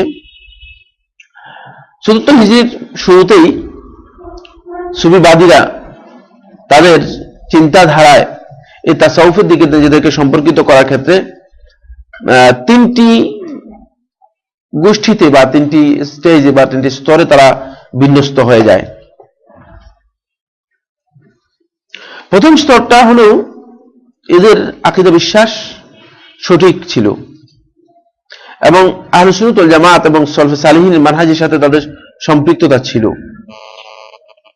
কিন্তু তারা ইবাদতের ক্ষেত্রে এবং জুহুদের ক্ষেত্রে, দুনিয়ার প্রতি তাদের আকর্ষণ ইত্যাদির ক্ষেত্রে তাদের কিছুটা ভিন্নতা ছিল। কিছুটা কি ছিল? ভিন্নতা ছিল। এই গোষ্ঠী বা এই তাবাকার লোকেরা, এই স্টেজের বা স্তরের লোকেরা, এরা অনেক বেশি ছিল না, কিন্তু এরা পরিচিত ছিল। এদের মধ্যে মানে সবচেয়ে পরিচিত হচ্ছে আবুল কাসিম আল জুনাইদ আল বাগদাদি, আবুল কাসিম আল জুনাইদ আল বাগদাদি। এদের মধ্যে আরেকজন পরিচিত হল আবুল কাসিম আল খাররাজ, সে সাইয়্যিদুত তাইফা আস-সুফিয়্যা, মানে সুফিবাদের সর্দার হিসেবে পরিচিতি লাভ করেছিল। এদের মধ্যে সবচেয়ে বেশি বহুল প্রচলিত যে বিষয় ছিল সেটা হলো ইবাদতের ক্ষেত্রে অতিরিক্ত করা, অতিরঞ্জন করা, সিয়াম, সালাত ইত্যাদির ক্ষেত্রে অতিরঞ্জন করা। তারপরে দুনিয়ার প্রতি তাদের বিমুখতা। তারপরে আরেকটা বিষয় এই সময় তাদের বড় ধরনের একটা অভ্যাস তৈরি হয়েছিল, সেটা হলো কাসরাতুল ইহতিমাম বিল ওয়াজ ওয়াল কসস মা কিল্লাতিল ইলম ওয়াল ফিকহ। জ্ঞান এবং ইলম কম হওয়া সত্ত্বেও বেশিরভাগ বেশি বেশি ওয়াজ করা, বেশি বেশি কিচ্ছা কাহিনী বলা, গল্প কাহিনী বলা ইত্যাদিতে তাদের কি ছিল? বেশি বাহুল্য ছিল। এখন আপনি বর্তমানে দেখবেন যারা তাবলীগ জামাতের সাথে জড়িত আছে, জ্ঞানের নাম গন্ধ নেই, এলিমের নাম গন্ধ নেই, কিন্তু অনেক গাল গল্প, অনেক কিচ্ছা দিয়ে পুরা। ঠিক এই গোষ্ঠী, প্রথম গোষ্ঠী কিন্তু এভাবেই কি হয়েছে? পথভ্রষ্ট হয়েছে। এভাবেই তারা পথভ্রষ্ট হয়ে গিয়েছে। বিভিন্ন ধরনের কিচ্ছা, গাল গল্প, কবিতা মানে ইত্যাদি দিয়ে মানুষদেরকে উৎসাহিত করতে থাকতো। নবী সাল্লাল্লাহু আলাইহি ওয়াসাল্লাম প্রশংসায় বিভিন্ন গজল তৈরি করেছে, যেগুলো নাত হিসেবে বর্তমানে আমরা দেখি যে আমাদের বিভিন্নখানে চলে, নাত, হামদ ইত্যাদি তৈরি করে। এটা মূলত সর্বপ্রথম এই গোষ্ঠী তৈরি করেছে। মুসলমানরা এগুলো কি করে নাই? তৈরি করে নাই। হামদ, নাত, যে ইসলামী সঙ্গীত, এগুলো প্রথম কেউ তৈরি করে নাই, এরাই তৈরি করেছে। তাদের দৃষ্টিভঙ্গি হচ্ছে এগুলোর মাধ্যমে মানুষদেরকে সবচেয়ে বেশি আকর্ষণ তৈরি করা যাবে এবং দুনিয়া বিমুখ করা যাবে। অবশ্যই এগুলোর মধ্যে এক ধরনের আহ্বান আছে, যে আহ্বানের মাধ্যমে মানুষদেরকে দুনিয়া থেকে কি করা যায়? কিছুটা বিরাগী করা যেতে পারে। এগুলো তারা শুরু করেছিল। তবে তারা এই সময়ে লোকেরা, এরা কিন্তু কারামাত, কাশফ ইত্যাদি নিয়ে, ইলহাম নিয়ে কোনো বক্তব্য তারা দেয়নি। তারা এগুলো সম্পর্কে কোনো আলোচনা করেনি। তারা শুধু এই জিনিসগুলোই বেশি বেশি করে প্রচার করেছে, বেশি বেশি করে এই জিনিসগুলো নিয়ে কথা বলেছে। এই সময় এই বিষয়ের উপর যে বইগুলো লেখা হয়েছে, বেশিরভাগ বইয়ের নির্ভর ছিল মূলত কিচ্ছা গল্পের উপর, এই গোষ্ঠী। দ্বিতীয় দল যেটা, বা দ্বিতীয় গোষ্ঠী বা দ্বিতীয় পর্যায়ে যারা সুফিবাদের সাথে সম্পৃক্ত হয়েছে, এরা হলো জুহুদের সাথে আরেকটি অতিরিক্ত বিষয় যোগ করে দিয়েছে। সেটা হচ্ছে বাতিনি সম্প্রদায়ের কিছু বাতিনি দৃষ্টিভঙ্গি যেগুলো ছিল, সেগুলো এর সাথে কি হয়েছে? এসে যোগ হয়ে গেছে। বাতিনিদের কিছু বাতিনি কথা এর মধ্যে যোগ করেছে। তখন তারা মনে করেছে যে জাহিরি কিছু কথা আছে, কিছু কি রয়েছে? বাতিনি কথা রয়েছে। এখন বাতিনি কথা তো শেষ নাই, যে যত বলতে পারে ততই বাতিনি। কারণ এর তো কোন দলিল নেই যে দলিলের ভিত্তিতে এটাকে সীমাবদ্ধ করবেন, ঠিক আছে কিনা? জাহিরি তো কোরআন এবং হাদিস অনুযায়ী যেগুলো আছে সেগুলো, কিন্তু বাতিনি হচ্ছে যত আপনি বলতে পারেন ততই কি? বাতিনি কথা। এক পর্যায়ে বাতিনি কথা বলতে বলতে এই দ্বিতীয় পর্যায়ের যারা সুফিবাদে লিপ্ত হয়েছে, এরা এত বেশি পথভ্রষ্ট হয়েছে যে এরা বাতিনি কথা বলতে বলতে অনেকগুলো বাতিনি তৈরি আবিষ্কার করেছে, এমনকি শরীয়তের উপর বাতিনিকে অনেক বেশি বৃদ্ধি করে দিয়েছে। এখন শরীয়ত এবং বাতিনি এই দুইটাকে ভিন্ন জিনিস করে নিয়েছে। তারা মনে করেছে যে বাতিনি আরেকটা ভিন্ন জিনিস আছে, যেগুলো শরীয়তের অতিরিক্ত, যেগুলো সম্পর্কে অনেকেই জানা নেই। এই পর্যায়ের যারা সুফিবাদে লিপ্ত হয়েছে, এদের মধ্যে পরিচিতি লাভ করেছে যারা, এদের মধ্যে আবু ইয়াজিদ আল বুস্তামি একজন। 263 হিজরি সনে মারা গিয়েছে Abu Yazid al Bustami. Abu Yazid Tayfur al Bustami মূলত কেউ কেউ বলেছেন যে শেখুল ইসলাম ইবনে তাইমিয়া রাহমাতুল্লাহ আলাইহি, দেখেছি যে তার এক জায়গায় প্রশংসাও করেছেন। কিন্তু তার কথাগুলো কি আসলেই এখানে যে নকল করেছে যেগুলো, সেগুলো সঠিক? এ নিয়ে যথেষ্ট বিতর্ক রয়েছে। সত্যি কথা হচ্ছে, যাই বলুক না কেন, আবু ইয়াজিদ আল বুস্তামি যদি সুন্নাহের পরিপন্থী একটা কথা হয়, সেটা গ্রহণযোগ্য নয়, এতে কোনো সন্দেহ নেই। কিন্তু যদি এগুলো তার পক্ষ থেকে না হয়ে থাকে, তাহলে সেখানে কথা রয়েছে, যেহেতু সে আসলে বলছে কিনা। তবে সে অধিকাংশ বক্তব্যই আমরা সামনে আলোচনা করব, অধিকাংশ বক্তব্যই সনদের দিক থেকে যথেষ্ট কথা রয়েছে। এদের মধ্যে পরিচিতি লাভ করেছে জুন্নুন আল বিসরি, কেউ কেউ পাগলও বলেছেন। 245 হিজরি সনে মারা গিয়েছে। তবে একেবারেই সুফিবাদের মধ্যে কি ছিল? ডুবন্ত ছিল। এমন সুফিবাদী ছিল যে আর বলে শেষ করা যাবে না। এর মধ্যে আরেকজন হচ্ছে, সামনে আলোচনার মধ্যে আসবে, সে হচ্ছে মনসুর ইবনুল হাল্লাজ। 309-তে তাকে হত্যা করা হয়েছে মুরতাদ হিসেবে। আবু সাইদ আল খাজ্জার 286 হিজরিতে মারা গিয়েছে। হাকিম আত-তিরমিজি, তার একটা হাদিসের কিতাব রয়েছে,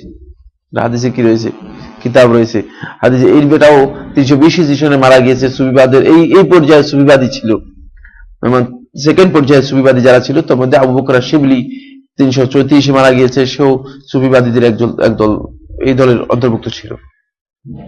তৃতীয় পর্যায়ে হচ্ছে যারা সুফিবাদের সাথে গ্রিক দর্শনকেও একসাথ করে দিয়েছে।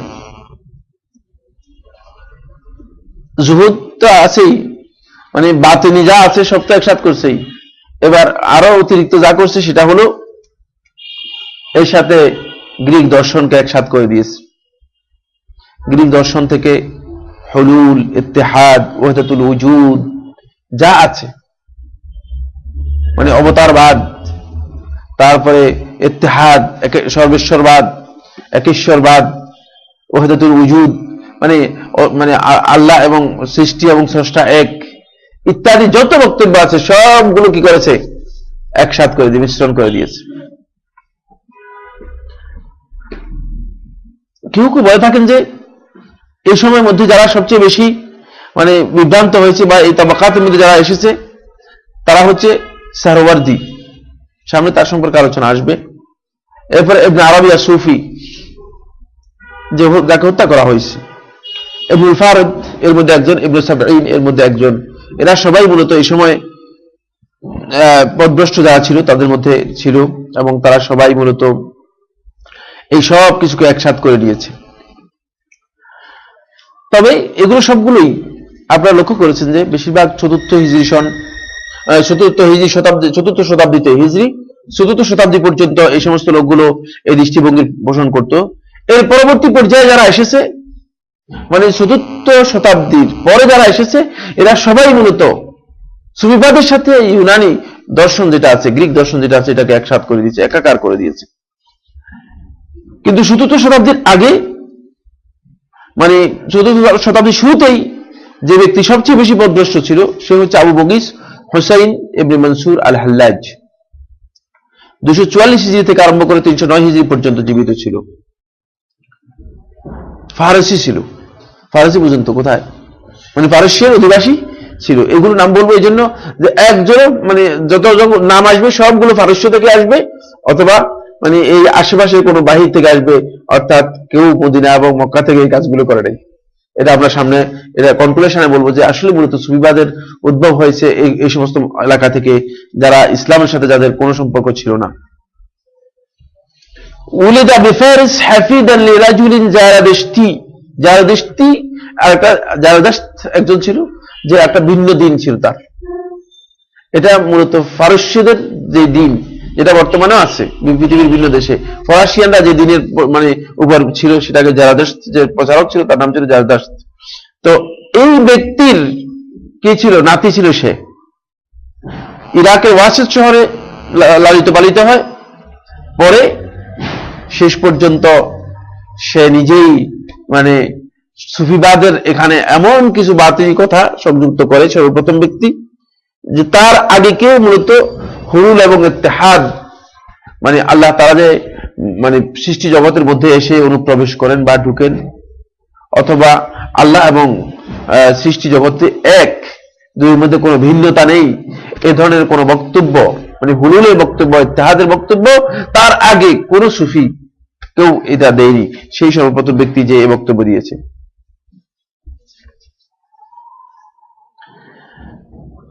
এবং নিজেকে কখনো কখনো ইলাহ হিসেবেও দাবি করেছে, তার বক্তব্য দ্বারা বোঝা গিয়েছে। ফলে তখনকার সময়ে আহলে সুন্নাত ওয়াল জামাতের আলেমরা তাকে কাফির হিসেবে সাব্যস্ত করেছে, তাকে হত্যা করেছে, এবং হত্যা করে তাকে শুলে চড়ানো হয়েছে, তাকে হত্যা করে শুলে চড়ানো হয়েছে। এটা থেকে প্রমাণ করে যেটা, সেটা হচ্ছে যে সে সত্যিকার ভাবেই মানে সুফিবাদের মধ্যে এই মানে উদ্ভট বিষয়গুলো সুফিবাদের মধ্যে অনুপ্রবেশ করানোর জন্য সেই একমাত্র সহযোগী ছিল, এবং সেই এই কাজটুকু করেছে। ষষ্ঠ হিজরি সনের শুরুতেই এই সুফিবাদটা ব্যাপক প্রসার লাভ করা শুরু করে, এবং সেটা ইরান থেকে সর্বপ্রথম, ইরান বর্তমান ফারস্য থেকে সর্বপ্রথম পূর্বাঞ্চলে এই সুফিবাদের কিভাবে প্রসার লাভ হয়, তখন থেকে আমাদের এই অঞ্চলে লোকেরা আসা শুরু করে। এবং ইসলাম নিয়ে আসতেছে যারা, তারা সাথে ইসলামের সাথে কি নিয়ে আসতেছে, সুফিবাদ সমূহ নিয়ে আসতেছে। ইসলাম নিয়ে আসতেছে না, আসতেছে কি নিয়ে, মূলত সুফিবাদ নিয়ে আসা শুরু করে। গোটা আশ-শারকুল ইসলামী, মানে গোটা পূর্বাঞ্চল যেটা আছে, ঠিক আছে, এই গোটা পূর্বাঞ্চলেই ইরান থেকে এই সুফিবাদীরা চলে আসে। তখন সর্বপ্রথম একটা গ্রুপ তৈরি হয়ে থাকে, যে গ্রুপটা নিজেদেরকে দাবি করত যে আমরা আব্দুল কাদের ইবনে আবি সালেহ আল জিলি রহমতুল্লাহ আলাইহি এর মানে অনুসারী। আমরা সামনে আলোচনার মধ্যে বলবো, তিনিও হাম্বলি মাযহাবের একজন বড় আলেম ছিলেন। তার সত্যি কথা হচ্ছে, তার সম্পর্কে যা বলা হয় থাকে এগুলোর সাথে আরো কাদিরি তরিকার লোকদের কোন সম্পর্ক আছে কিনা আমার জানা নেই, এবং তিনিও জানেন কিনা আমার জানা নেই যে এদের সাথে আমার কোনো সম্পর্ক আছে। কিন্তু তারা নিজেদেরকে বলে থাকেন যে আমরা কাদিরি তরিকার অনুসারী অথবা জিলানী তরিকার অনুসারী। এরা সবাই আব্দুল কাদের ইবনে আবি সালেহ আল জিলি এর দিকে নিজেদেরকে সম্পর্কিত করেন। 561 হিজরি সনে তিনি মারা গিয়েছেন এবং ইরাকে তাকে দাফন করা হয়েছে। তাদের অনেকেরই ধারণা যে তিনি অনেক কারামত, অনেক কিছু করেছেন, অনেক কিছু তিনি করতে পারেন। অবশ্যই এই বিষয় সম্পর্কে সৈয়দ মোহাম্মদ রশিদ রেজা তার তাফসীরের মধ্যে এবং দায়রাতুল মাআরিফ আল ইসলামিয়ার মধ্যে উল্লেখ করেছেন। তিনি বলেন, ইউনকারু আন শেখ আল জিলানী মিনাল কারামাত ওয়া খাওয়ারিকিল আদাত মা লাম ইউনকার আল গাইরিহি, যে আব্দুল কাদের জিলানী থেকে অনেক কারামতের কথা বর্ণনা করা হয়, যেগুলো এত কারামত আর কারো কাছ থেকে এত বেশি বর্ণনা করা হয় না। ওয়া নুকাদু মিন আহলি রিওয়ায়াতি লা ইয়াহফিলুনা বিহাযিহি আন-নুকুল ইয লা আসানিদ লাহা ইহতাজু বিহা, কিন্তু অধিকাংশ সনদের কোনো ধরনের ভিত্তি নেই। এগুলো যে বর্ণনা করা হয় থাকে শুধু মৌখিক বর্ণনা। এগুলো যদি ভালো করে একটু খেয়াল করে দেখা হয়, দেখা যাবে যে এগুলোর সাথে মূলত কোনো ধরনের কি নেই, সম্পর্ক নেই। রিওয়ায়াতগুলো সহিহ কি, গ্রহণযোগ্য কি গ্রহণযোগ্য নয়, এগুলো সম্পর্কে কিছুই বলতে পারবে না।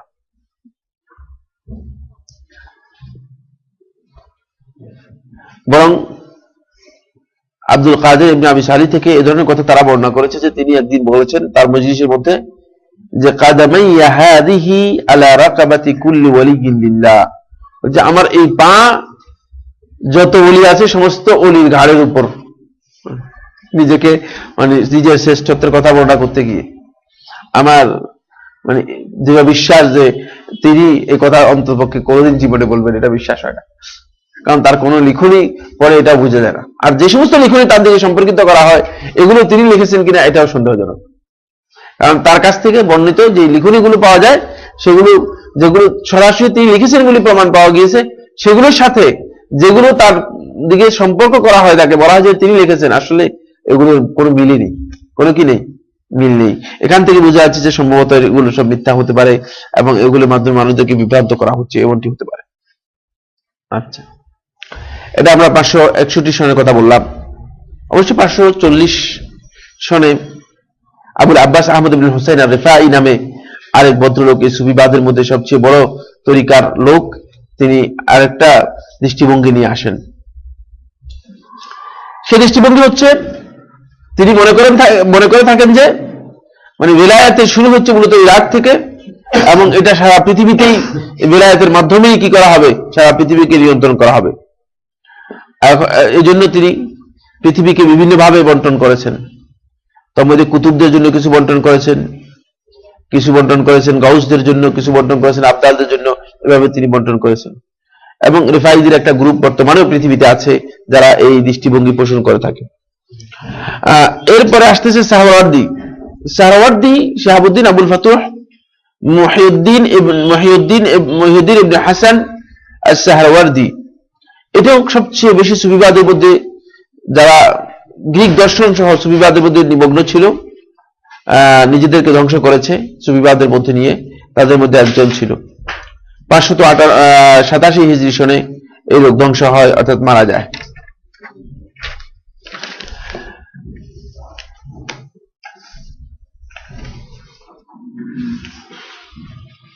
এরপরে আসছে যে সে হলো সপ্তম হিজরির শেষের দিকে সর্বপ্রথম সুফিবাদ আন্দালুসিয়ায় এবং পশ্চিম বিশ্বের দিকে সুফিবাদ কি করে প্রসার লাভ করে।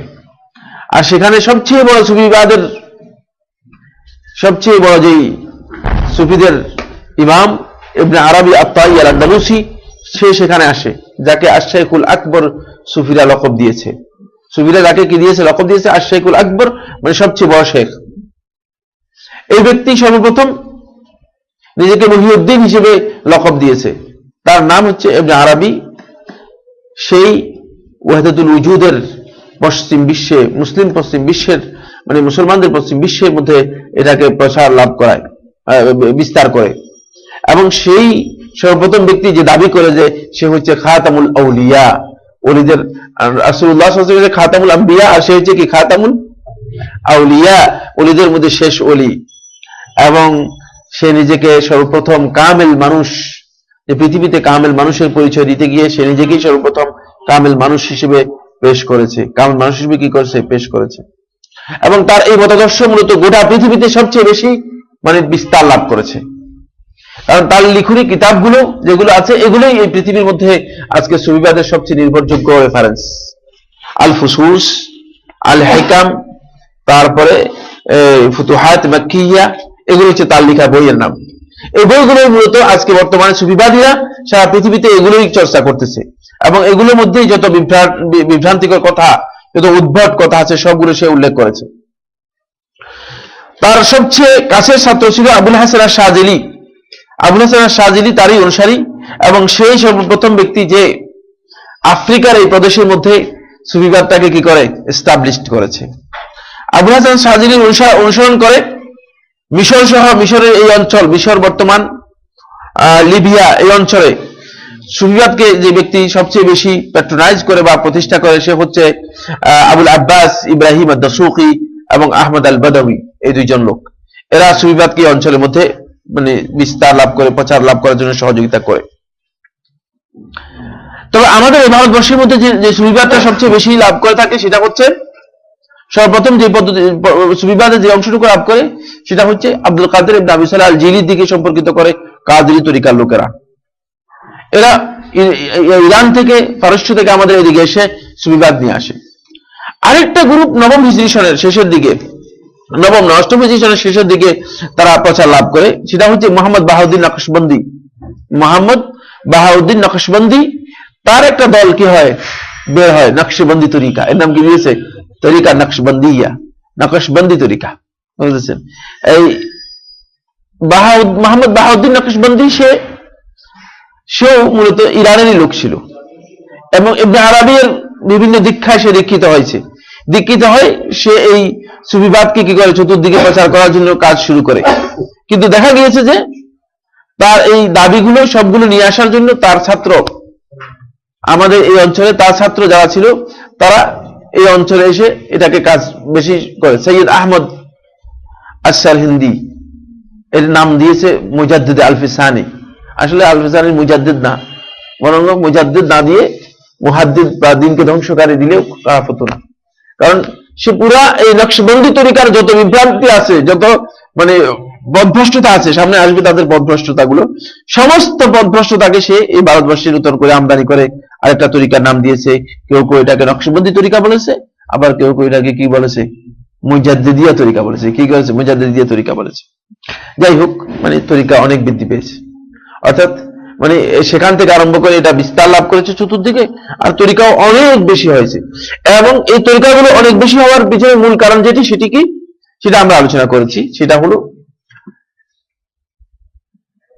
আল্লাহ সুবহানাহু ওয়া তাআলা কোরআনে কারীমের মধ্যে বলেছেন, কুল লাউ কানা মিন ইনদি গায়রিল্লাহি লাওয়াজাদু ফীহি ইখতিলাফান কাসীরা। যদি আল্লাহ তাআলার পক্ষ থেকে না হয় কোরআনে কারীম যদি অন্য কারো পক্ষ থেকে হতো, গায়রুল্লাহর পক্ষ থেকে আসতো, তাহলে দেখতে যে কোরআনের মধ্যে লাওয়াজাদু ফীহি ইখতিলাফান কাসীরা, কোরআনের মধ্যে বিভিন্ন মতপার্থক্য দেখতে পেতে, বিভিন্ন ধরনের বক্তব্য দেখতে পেতে, কোরআনে কারীমের বক্তব্যের মধ্যে বৈপরীত্য দেখতে পেতে। কিন্তু এর মধ্যে বৈপরীত্য নেই, বিভিন্নতা নেই, এর মধ্যে কোনো ধরনের কন্ট্রাডিকশন নেই, এক বক্তব্যের সাথে আরেক বক্তব্যের সাংঘর্ষিকতা নেই। এর মূল কারণ হচ্ছে যেহেতু উৎস কি একটাই, এটাই প্রমাণ করে যে কোরআন আল্লাহ রাব্বুল আলামিনের পক্ষ থেকে। কিন্তু এই সুফিবাদীরা তারা দাবি করে যে তারা সরাসরি আল্লাহর কাছ থেকে জ্ঞান নিয়ে থাকে, তারা দাবি করে থাকে যে সরাসরি আল্লাহ রাসূলুল্লাহ সাল্লাল্লাহু আলাইহি ওয়াসাল্লাম থেকে কি করে, হাদিস বর্ণনা করে থাকে। কিন্তু তাদের এই বর্ণনাগুলো যেহেতু সরাসরি ওই উৎস থেকে নয়, বরং তাদের নিজস্ব উৎস থেকে, এই জন্য এর মধ্যে কি হয়েছে, দৃষ্টিভঙ্গিতে বিশাল পার্থক্য হয়ে গেছে। এই জন্য প্রত্যেকটা তরিকার দৃষ্টিভঙ্গি পার্থক্য, উৎস কি পার্থক্য হয়ে গেছে। ফলে জ্ঞানের উৎস, ইসলাম যে জ্ঞানের উৎস দিয়েছে, অথবা আহলুস সুন্নাত ওয়াল জামাত জ্ঞানের যে উৎসগুলো বর্ণনা করেছে, জ্ঞানের যে উৎসগুলো আহলুস সুন্নাত ওয়াল জামাত বর্ণনা করেছে, এগুলোর বাইরে তাদের অনেকগুলো জ্ঞানের উৎস আছে। আহলে সুন্নাত ওয়াল জামাতের কাছে জ্ঞানের উৎস কয়টি আপনারা জানেন কিনা? আহলে সুন্নাত ওয়াল জামাতের কাছে জ্ঞানের উৎস হচ্ছে দুটি, একটা হচ্ছে আল্লাহর কিতাব, আর একটা হচ্ছে রাসূলুল্লাহ সাল্লাল্লাহু আলাইহি ওয়াসাল্লামের সুন্নাহ। কোরআন এবং সুন্নাহ ছাড়া আর কোনো জ্ঞানের উৎস নেই। কারণ জ্ঞান যেটাকে বলা হয় থাকে সেটা ওহী ছাড়া পাওয়া সম্ভব নয়, সেটা ওহী ছাড়া পাওয়া কি নয়, সম্ভব নয়। আর ওহী এই দুইটার বাইরে হতে পারে কিনা? এই দুইটার বাইরে কোনো জিনিস নেই যেটা ওহী হতে পারে। এই জন্য আহলে সুন্নাত ওয়াল জামাতের কাছে জ্ঞানের উৎস হচ্ছে দুইটি, কিন্তু তাদের কাছে তো জ্ঞানের উৎস অনেক। তারা জ্ঞানের উৎস মোট আলোচনা করেছে 8টি। এক নম্বর তাদের যে জ্ঞানের উৎস সেটা হলো আল কাশফ। কাশফ শব্দের শাব্দিক অর্থ হচ্ছে মানে আলোকিত হওয়া, খোলা, উন্মুক্ত হওয়া, এটাকে কি বলা হয়? কাশফ বলা হয়। কাশফ শব্দ থেকে কাশাফা শব্দ আরবিতে ব্যবহার করা হয়। কাশাফা বলা হয় তাকে, লাইট আছে না, লাইট আর কি, চার্জ লাইট দেখেন না, চার্জ লাইট দিয়ে আলোকিত করেন, এটাকে বলা হয় কি? কাশাফা। এটাকে আরবিতে কি বলা হয়? কাশাফা। আপনি কোথাও যাবেন, আপনি লাইট দিয়ে মানে আলো দেখে চলে যাচ্ছেন, এটাকে বলা হয় কাশাফা। আর এই কাশটা হচ্ছে কি সুবিবাদীদের কাছে, সুবিবাদীদের পরিভাষায় কাশফ হচ্ছে কোন ব্যক্তির কাছে, কোন ব্যক্তি এমন অবস্থায় পৌঁছে যাওয়া, যে অবস্থায় পৌঁছে যাওয়ার পরে তার দৃশ্য ও অদৃশ্য সব কিছু কি হয়ে যায়? দৃশ্যমান হয়ে যায়। অর্থাৎ এই দেয়ালের পিছনে কি আছে এটাও জানে, আসমানের উপরে কি আছে সেটাও জানে, মাটির নিচে কি আছে এটাও জানে। এটাকে কি বলা হয়? কাশফ। এটাই বলা হয় কাশফ। তাহলে এটা কত জঘন্যতম জ্ঞান, যে জ্ঞান সম্পর্কে আল্লাহ রাসূল সাল্লাল্লাহু আলাইহি ওয়াসাল্লাম নিজেই জানতেন না, যে জ্ঞান সম্পর্কে রাসূলুল্লাহ সাল্লাল্লাহু আলাইহি ওয়াসাল্লাম নিজেও জানতেন না, বলতে পারতেন না। রাসূলুল্লাহ সাল্লাল্লাহু আলাইহি ওয়াসাল্লামের মানে আয়েশা রাদিয়াল্লাহু তাআলা আনহার ব্যাপারে তহমত দেওয়া হলো, কোন তথ্য দিতে পেরেছেন? 1 মাস পর্যন্ত রাসূল সাল্লাল্লাহু আলাইহি ওয়াসাল্লাম মানসিকভাবে, শারীরিকভাবে বিধ্বস্ত হয়ে আছেন, বিপর্যস্ত হয়ে আছেন, কিন্তু কোনো নিশ্চয় দিতে পারে নাই, যেহেতু আল্লাহর পক্ষ থেকে ওহী আসলে তিনি বলতে পারতেছেন না ব্যাপারটা কি। অথচ এদের কাশফ কি? কাশফের একটা উদাহরণ দেব, এটা পাবেন আপনাদের কাছেই, আপনাদের ঘরে হয়তো কারো কাছে এই বইয়ের মধ্যে পাবেন। সেটা হচ্ছে ফাজাইলে আমালের মধ্যে, এমন লা ইলাহা ইল্লাল্লাহর ফজিলতের মধ্যে দেখতে পাবেন। বুঝলেন? লা ইলাহা ইল্লাল্লাহর ফজিলতের মধ্যে যে 10,000 বার যদি লা ইলাহা ইল্লাল্লাহ পড়ে, 10,000 বার বা 20,000 বার যদি কেউ লা ইলাহা ইল্লাল্লাহ পড়ে, তাহলে সে নিজেকে জাহান্নামের আগুন তার উপর হারাম হয়ে যাবে, জান্নাত তার জন্য অবধারিত হয়ে যাবে, সে জান্নাতে চলে যাবে। তো এক ব্যক্তি সে মানে এভাবে 10,000 20,000 বার বা 10,000 বার করে পড়ে পড়ে মানে জমা করে রেখেছে, কিছু নিজের জন্য, কিছু নিজের পরিবারের জন্য, কিছু ছেলের জন্য, কিছু মেয়ের জন্য, কিছু দাদির জন্য ইত্যাদি, অনেকগুলো জমা করে রেখেছে, আরো 10-20,000 স্টকে জমা আছে। বুঝে আসছে কিনা? অতিরিক্ত। তখন এর মধ্যে এক ব্যক্তি আসলো, এই ব্যক্তি কাশফ হয়ে গিয়েছে, মানে কাশফ হয়ে গেছে। তার নাম দিয়েছে আশ-শাহাবুল কুরতুবী, কুরতুবী তার নাম দিয়েছে, নাউজুবিল্লাহ। নামও তার কি আল্লাহ ভালো জানে, আদৌ কোনো ব্যক্তি এই নামে ছিল কিনা পৃথিবীতে, ডাহা মিথ্যা ছাড়া আমি আর কিছু মনে করি না। তো বলছে যে এই কুরতুবী সে হঠাৎ করে বললো যে আমার মা তো জাহান্নামে, দেখতে পাচ্ছে সে জাহান্নামে, আমার মা, তার মাকে সে কোথায় দেখতে পাচ্ছে? জাহান্নামে। সে চিৎকার দিয়ে উঠলো। তখন ওই লোক আত্মীয় বাসায় আসছে, আত্মীয় বলে যে কি হয়েছে, কি হয়েছে? বলেছে ভাই আমার মা তো জাহান্নামে, দেখতেছি জাহান্নামের মধ্যে আছে। তোমার কোন টেনশন নেই, কোনো চিন্তা করো না, আমার কাছে লা ইলাহা ইল্লাল্লাহ 20,000 জমা আছে, এটা তোমার মাকে দিয়ে দিলাম। একটু পরে বলতেছে হ্যাঁ আমার মাকে দেখতে পাচ্ছি এখন জাহান্নামে, জান্নাতে চলে গিয়েছে, জান্নাতের মধ্যে দিব্যি ঘুরাফিরা করছে। বুঝছেন? এটার নাম হচ্ছে কাশফ। আউযুবিল্লাহ। ফজিলত বর্ণনা করার আর মিথ্যা বলার কোনো সুযোগ নেই।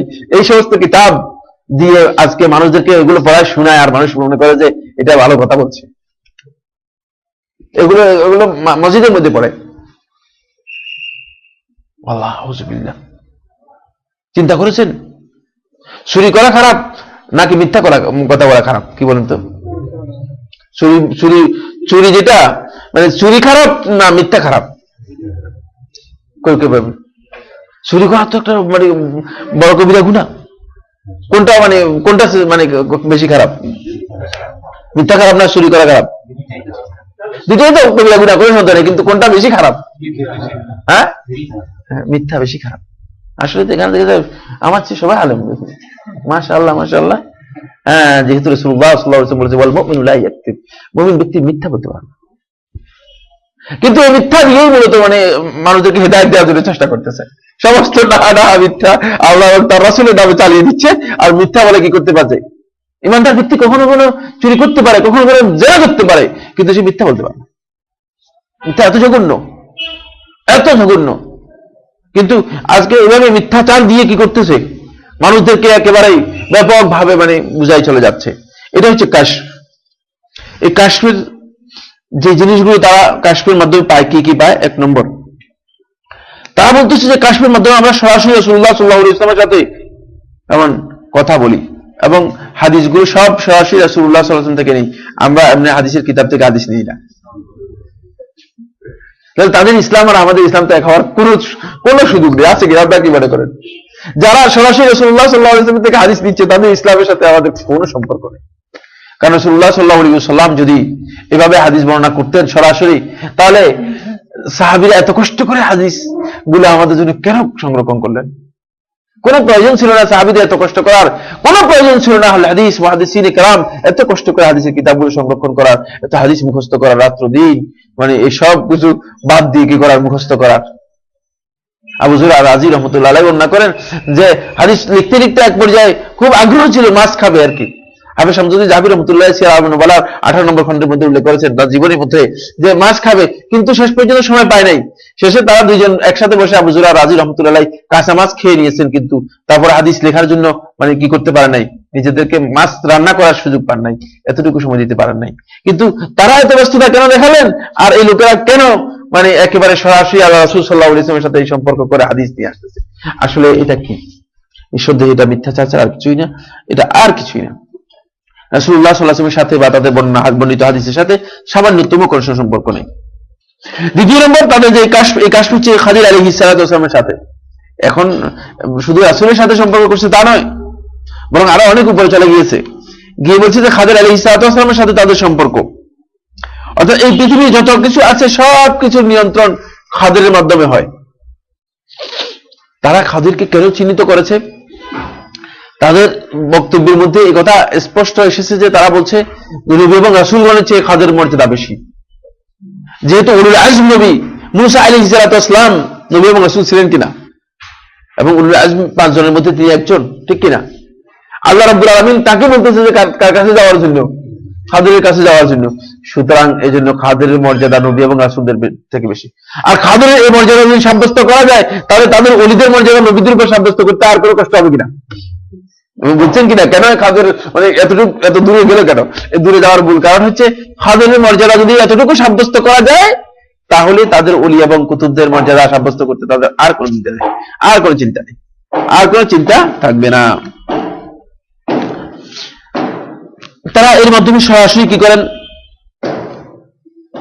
জান্নাত জাহান্নাম এবং এমনকি আল্লাহ রাব্বুল আলামিনের আরশ পর্যন্ত তারা দেখতে পায় এই কাশফের মাধ্যমে।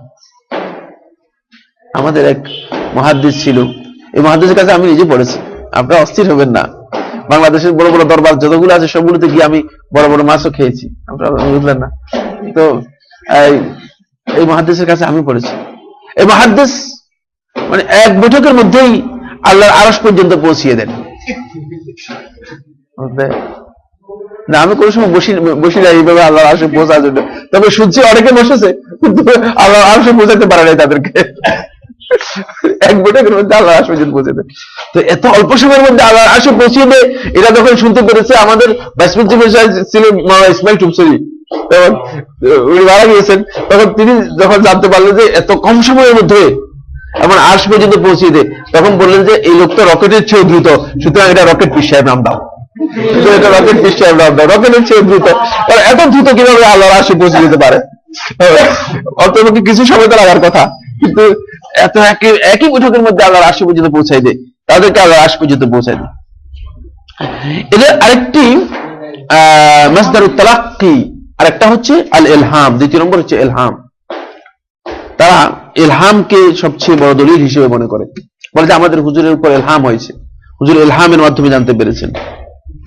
মূলত ইলহাম ইসলামী শরীয়তের মধ্যে ইলহাম কখনো কখনো বৈধ এবং কখনো কখনো সেটা ইলহাম হতে পারে, কিন্তু ইলহামটা শরীয়তের দলিল হিসেবে গ্রহণযোগ্য নয়। ব্যক্তি কোনো অবস্থায় মুলহাম হতে পারে কোনো বিষয় নিয়ে, আর এই ইলহামটা হওয়াটা মানে ওই কাজের প্রতি তার অন্তরের যে একটা টান, এটাই হচ্ছে ইলহাম। বুঝে আসছে? অথবা অন্তরের যে ইশারা দিয়েছে এই কাজটা করার জন্য, সেটাই হচ্ছে ইলহাম। বা কোনো বিষয় সম্পর্কে তাকে যখন আল্লাহ রাব্বুল আলামিন তার মাধ্যমে কোনো বক্তব্য নিয়ে আসেন, সেই বক্তব্যটা উপস্থাপন করাটাই হচ্ছে ইলহাম। ইলহাম এমন কোনো বিষয় নয় যে যেটা ওহীর মতো, যে আল্লাহ রাব্বুল আলামিন কি করবে, নাজিল করবেন, আর আসবে ওই ব্যক্তি বুঝবে যে হ্যাঁ আল্লাহ তাআলা আমাকে ইলহাম করেছে, এই মুহূর্তে আমি ইলহাম প্রাপ্ত হলাম, তারপরে কি করলাম, এই উত্তর দিলাম। না, এটা ইলহাম নয়। যদি এই ধরনের করে থাকে তাহলে ইলহাম গলত, ইলহাম কিন্তু ওহী নয়। বুঝে আসছে? এটা হচ্ছে আহলুস সুন্নাত ওয়াল জামাতের কাছে ইলহাম। আর ইলহামকে এজন্য ইলহাম নামকরণ করা হয়েছে যে নফসের মধ্যে ইলহাম হয়ে থাকে, নফসের মধ্যে ইলহাম হয়ে থাকে। আল্লাহ সুবহানাহু ওয়া তাআলা কোরআনে কারীমের মধ্যে বলেছেন আলহামাহা ফুজুরাহা ওয়া তাকওয়াহা। আল্লাহ তাআলা নফসকে তার তাকওয়ার পথ এবং অবাধ্যতার পথ দুটোই কি করেছেন, ইলহাম করেছেন। নফসের মধ্যে সেটাকে কেমন জানিয়ে দিয়েছেন, নফসকে জানিয়ে দিয়েছেন কোনটা ভালো পথ কোনটা খারাপ পথ, সে দুটাকেই আল্লাহ রাব্বুল আলামিন জানিয়ে দিয়েছেন। এই জানাটাই হচ্ছে ইলহাম। আর এই ইলহাম হতে পারে যেহেতু কোরআন এবং হাদিস দ্বারা ইলহাম সাব্যস্ত হয়েছে। কিন্তু যদি কোনো ইলহাম কারো সাব্যস্ত হয় বা কোনো ব্যক্তি ইলহাম হয়েছে মনে হয়, সেটা ওই ব্যক্তির জন্য ইলহাম হিসেবে বর্ণনা করাও জায়েজ নেই, ওই ব্যক্তির জন্য ইলহাম হিসেবে সেটা দলিল অন্যের জন্য দেওয়াও জায়েজ নেই। অন্যের জন্য দলিল দেওয়া জায়েজ আছে কিনা? জায়েজ নেই। সুফিবাদীরা এই ইলহামকে দলিল হিসেবে গ্রহণ করে এমন পর্যায়ে যে তারা মনে করেন যে ইলহামের মাধ্যমেই মূলত তাদের ওলিগণ ইলম লাভ করেন, তাদের ওলিগণের অধিকাংশ ইলম ইলহামের মাধ্যমে প্রাপ্ত, অন্য কোনো মাধ্যমে নয়। এখন এটা এই জন্য বলেছে, যদি তারা বলে যে ওহীর মাধ্যমে প্রাপ্ত, তাহলে তো এটা মিথ্যুক বা মিথ্যাবাদী সাব্যস্ত হয়ে যাবে। বুঝে আসছে কিনা? এই জন্য মানে ওহীর বিকল্প হিসেবে ইলহামকে নিয়ে সুফিবাদীরা এটা প্রমাণ করতে চেয়েছে যে সুফিবাদের মধ্যে ওহীর মাধ্যমে যেভাবে নবী এবং রাসূলগণ মানুষদেরকে তথ্য দিয়েছে, সুফিবাদীরাও তথ্য দিতে পারে। সেটা কিসের মাধ্যমে দেয়? ইলহামের মাধ্যমে দেয়। মূলত ইলহাম কোনো বাধ্যতামূলক বিষয় নয়। আর ইলহামের জন্য শর্ত নয় যে কোনো ব্যক্তি এটা বুঝবে যে তার কাছে আল্লাহ তাআলা কি করেছেন, ইলহাম করেছেন। এটা কখনো বাধ্যতামূলক বিষয় হতে পারে না। আচ্ছা, যাই হোক, এরপর আরেকটা আছে আল ফারাসা। ফারাসা হচ্ছে তাদের মানে দূরদৃষ্টি। ফারাসাকে দূরদৃষ্টি বলা হয় থাকে। তারা দূরদৃষ্টি হিসেবে ফারাসাকে নেয় না, তারা মনে করে থাকে আলোক দৃষ্টি। তারা এটা ব্যাখ্যা করে থাকে আলোক দৃষ্টি। ফারাসাটা আপনারও হতে পারে, আমারও হতে পারে। যেমন আমি এখন এখান থেকে বের হলাম, বের হয়ে দেখেছি খুব ধোঁয়া, তারপরে মনে হচ্ছে যেন মানে কোথাও কোনো কিছু, আমি বললাম যে ওই যে ওইদিকে আগুন লেগে গেছে। এটা আমার একটা দূরদৃষ্টি, ঠিক আছে, আগুন লেগে গেছে। আসলে গিয়ে দেখেছি আসলে আগুনে লেগে গেছে। এটাকে আমার কাছে ওহী হয়েছে নাকি? হ্যাঁ, একজনে যদি আমার সাথে থেকে বলে যে বাবারে এত বড় ওলি, কেমনে বলে দিল যে আগুন লেগে গেছে, এটা কিচ্ছু না, এটা হলো দূরদৃষ্টি, আর কিচ্ছু না। এটা কি? এটা দূরদৃষ্টি, আর কিচ্ছু না। বুঝতে পারছে? মানে এই দূরদৃষ্টিকে তারা বলছে না এটা দূরদৃষ্টি নয়, বরং দূরদৃষ্টিটা হচ্ছে আলোক দৃষ্টি। এটা হলো কাশফের মাধ্যমে তিনি অনেক দূর দেখতে পান, আর দেখতে পেয়ে তিনি বলবেন যে হ্যাঁ এরকম কিছু হবে, এরকম কিছু হবে, তিনি দেখতে পান, এজন্য তিনি ভবিষ্যতের জ্ঞান দিতে পারেন। এটা হচ্ছে তাদের কাছে ফেরাসা। তাদের ফেরাসা আর আহলুস সুন্নাত ওয়াল জামাতের ফেরাসার মধ্যে কি রয়েছে? পার্থক্য রয়েছে। এরপরে আসতেছে হাওয়াতিফ। হাওয়াতিফ হলো অদৃশ্য বা দৈব আওয়াজ। হঠাৎ করে আওয়াজ শুনে অথবা কোন বক্তব্যের মাধ্যমে তারা বলে যে তাদেরকে ফেরেশতা, কখনো সৎকর্মশীল জিন, কখনো কোনো ওলি, কখনো কোনো কুতুব, কখনো কখনো খাদির। আর আমরা বলি যে সবসময় বেশিরভাগ সময় ইবলিস আওয়াজ করে তাদেরকে এই কথা বলে দিচ্ছে যে এটা হচ্ছে মানে সামনে তোমার এই হবে। এই সংবাদটুকু তারা তাদের মুরিদদেরকে দিয়ে দেয়। এটার নাম হচ্ছে মূলত তাদের কাছে এটাকে হাওয়াতিফ বলা হয়। তাকে এটাকে কি বলা হয়? হাওয়াতিফ। হাতিফ মানে আওয়াজ, হাতিফ হচ্ছে কি? অদৃশ্য আওয়াজ। অদৃশ্য আওয়াজের মাধ্যমে তারা কখনো কখনো জ্ঞান নিয়ে থাকে, অদৃশ্য আওয়াজের মাধ্যমে তারা কখনো কখনো জ্ঞান। সর্বশেষ তারা তাদের জ্ঞানের উৎস হচ্ছে আর রুইয়া ওয়াল মানামাত, স্বপ্ন। তারা সমস্ত স্বপ্নই তাদের কাছে ইবাদত, এবং সমস্ত স্বপ্নই তাদের কাছে সৎ স্বপ্ন এবং ভালো স্বপ্ন, সত্য স্বপ্ন। ফলে তারা স্বপ্নকে একেবারেই সব দিক থেকে কি করেছে, এমন ভাবে গ্রহণ করেছে যে শরীয়তের যত বিধিবিধান আছে এগুলো স্বপ্নের মাধ্যমেই তারা সাব্যস্ত করে থাকে সুফিবাদীরা। সুফিবাদের এটা হচ্ছে উৎস সমূহ যেখান থেকে তারা জ্ঞান নিয়ে, মানে জ্ঞানের উৎস সমূহ হচ্ছে সুফিবাদের কাছে এই 7টি।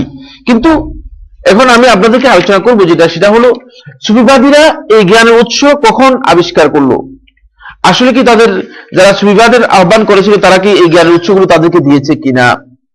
আমরা যদি একটু দেখবো যে যারা সত্যিকার প্রথম সময় যারা সুফিবাদী ছিল, মানে সুফিবাদের ব্যাপারে কথা বলেছে যারা, এরা কেউ জ্ঞানের উৎস এগুলোকে উল্লেখ করেনি, বরং সুফিবাদীরা নিজেরাই যখন সুফিবাদকে তারা বাতিল সম্প্রদায়ের সাথে এবং গ্রিক দর্শনের সাথে ইত্যাদির সাথে যখন একেবারে মিক্সড করে ফেলেছে, তখন সুফিবাদীরা দেখলো যে এগুলোর উৎস তো আমাদের কাছে আর কিছুই নেই। এখন আমরা যত তথ্য দিচ্ছি, যত কথা দিচ্ছি, বলতেছি, এগুলোর উৎস কি? কোনো উৎস নেই। এগুলো সম্পর্কে আমাদের কাছে বলার কিছুই নেই। এগুলো কোত্থেকে বললা তোমরা? তখন তারা দেখলো যে একটাই পথ আছে, সেটা হলো যদি আমরা বলি যে মাসদারুত তালাক্কি, জ্ঞান লাভের উৎস, এইগুলো যদি নির্ধারণ করি তাহলে বলতে পারবো যে হ্যাঁ, যা খুশি তাই বলতে পারেন, এবার সবই তো সাব্যস্ত হয়ে যাবে। কারণ আপনি রাত্রে স্বপ্নে দেখেছেন, আপনি এসে একজন আমার কাছে এসে বললো যে মানে আমার খুব ক্লোজ মানুষ, বুঝলেন না, মদিনার মধ্যেই সবচেয়ে বড় ডাক্তারদের মধ্যে একজন, বাংলাদেশে মনে হয় তার মতো নিউরোলজিস্ট নেই, এত বিশাল জ্ঞানী, বললেন। তো আমার খুবই মানে কাছের মানুষ। তো একদিন বললো যে মানে সে বললো, ভাই আপনি কি বলবেন, আমার পীর সাহেব সরাসরি নিজেই বলেছেন যে আলী ইবনে আবি তালেব রাদিয়াল্লাহু তাআলা আনহু কুফাতে গেছে, কুফাতে গিয়ে আলী ইবনে আবি তালেব রাদিয়াল্লাহু তাআলা শুধু মহানাকা করছে, মহানাকা করার পরে আলী ইবনে আবি তালেব রাদিয়াল্লাহু বলছে তুমি এখন ইয়েতে চলে যাও, চট্টগ্রামে চলে যাও, কক্সবাজারে যাও, তুমি কক্সবাজারে তোমার কাজ দিয়েছি। কি বলবেন? আমি কোনো উত্তর দিতে পারবো? এক লোক স্বপ্নে দেখছে, এখন আমি বলি যে আপনি স্বপ্নে দেখেন নাই, পারবো? এটা উত্তর দিতে পারবেন আপনারা? হ্যাঁ, আমি তো বড় বিভাগের মধ্যে পড়েছি, মসজিদে নববীতে বলতেছে আমাকে এই কথা, বুঝলেন না? এটা হচ্ছে ইলহাম। তাৎক্ষণিকভাবে আমার মাথার মধ্যে একটা এসেছে, আমি বললাম যে এই পীর সাহেব যে আলী ইবনে আবি তালেবের সাথে মুআনাকা করেছে এবং গিয়েছে, স্বপ্নে দেখেছে, এটা শরীয়তের দলিল হতে হলে দুজন সাক্ষী লাগবে। তিনি যদি দুজন সাক্ষী নিয়ে আসতে পারেন তাহলে সেটা গ্রহণযোগ্য হবে, অন্যথায় গ্রহণযোগ্য হবে না, অন্যথায় এটা তার বক্তব্য হিসেবে থেকে যাবে, এটা দলিল হিসেবে গ্রহণযোগ্য হবে না। এবার লোক বুঝতে পেরেছে যে এটা দলিল নয়, অতপক্ষে এতটুকু তার কাছ থেকে আমি রক্ষা পেয়েছি যে তার এই বক্তব্য। এখন স্বপ্নে যেটা দুজন দলিল কোথেকে নিয়ে আসবে, সেটা তো কেমন পর্যন্ত চেষ্টা করে স্বপ্নে যেটা দুজন সাক্ষী নিয়ে আসার কোনো সুযোগ নেই, আছে কিনা? পারবে না। হঠাৎ করে আমার মাথার মধ্যে এটা এসেছে, মসজিদে নববীতে বসে আছি, আসছে, তখন আমি বললাম যে হ্যাঁ, তার এই স্বপ্ন যদি আপনি বর্ণনা করতে হয় তাহলে শরীয়তের দলিল হিসেবে যদি গ্রহণ করতে হয় দুইজন সাক্ষী নিয়ে আসতে হবে, যে আলী ইবনে আবি তালেব বসছেন এবং তার সাথে কোলাকুলি করছে, অন্যথায় গ্রহণযোগ্য হবে না। তখন আর কিচ্ছু বলতে পারলো না, বুঝে আসছে? তো এইভাবে মানে স্বপ্ন, তারপরে ইলহাম, কাশফ ইত্যাদি সব কিছু আবিষ্কার করে নিয়েছে, যেগুলোর উদ্দেশ্য হচ্ছে একটাই, সেটা হলো কি, মানে যেহেতু আমরা এই মিথ্যা কথাগুলো চালাই যাচ্ছি, এই মিথ্যা কথাগুলো দিয়ে মানুষদেরকে মানে কি করতেছি, প্রতারিত করতেছি। এখন এই সব প্রতারণা থেকে মানুষদেরকে মানে একজন এসে যদি কি করে সহায় নিবে, সহায় নিতে গেলে বলবেন যে হ্যাঁ হুজুর তো বলছেন, হুজুরের মাধ্যমে ইলহামের মাধ্যমে বলছেন।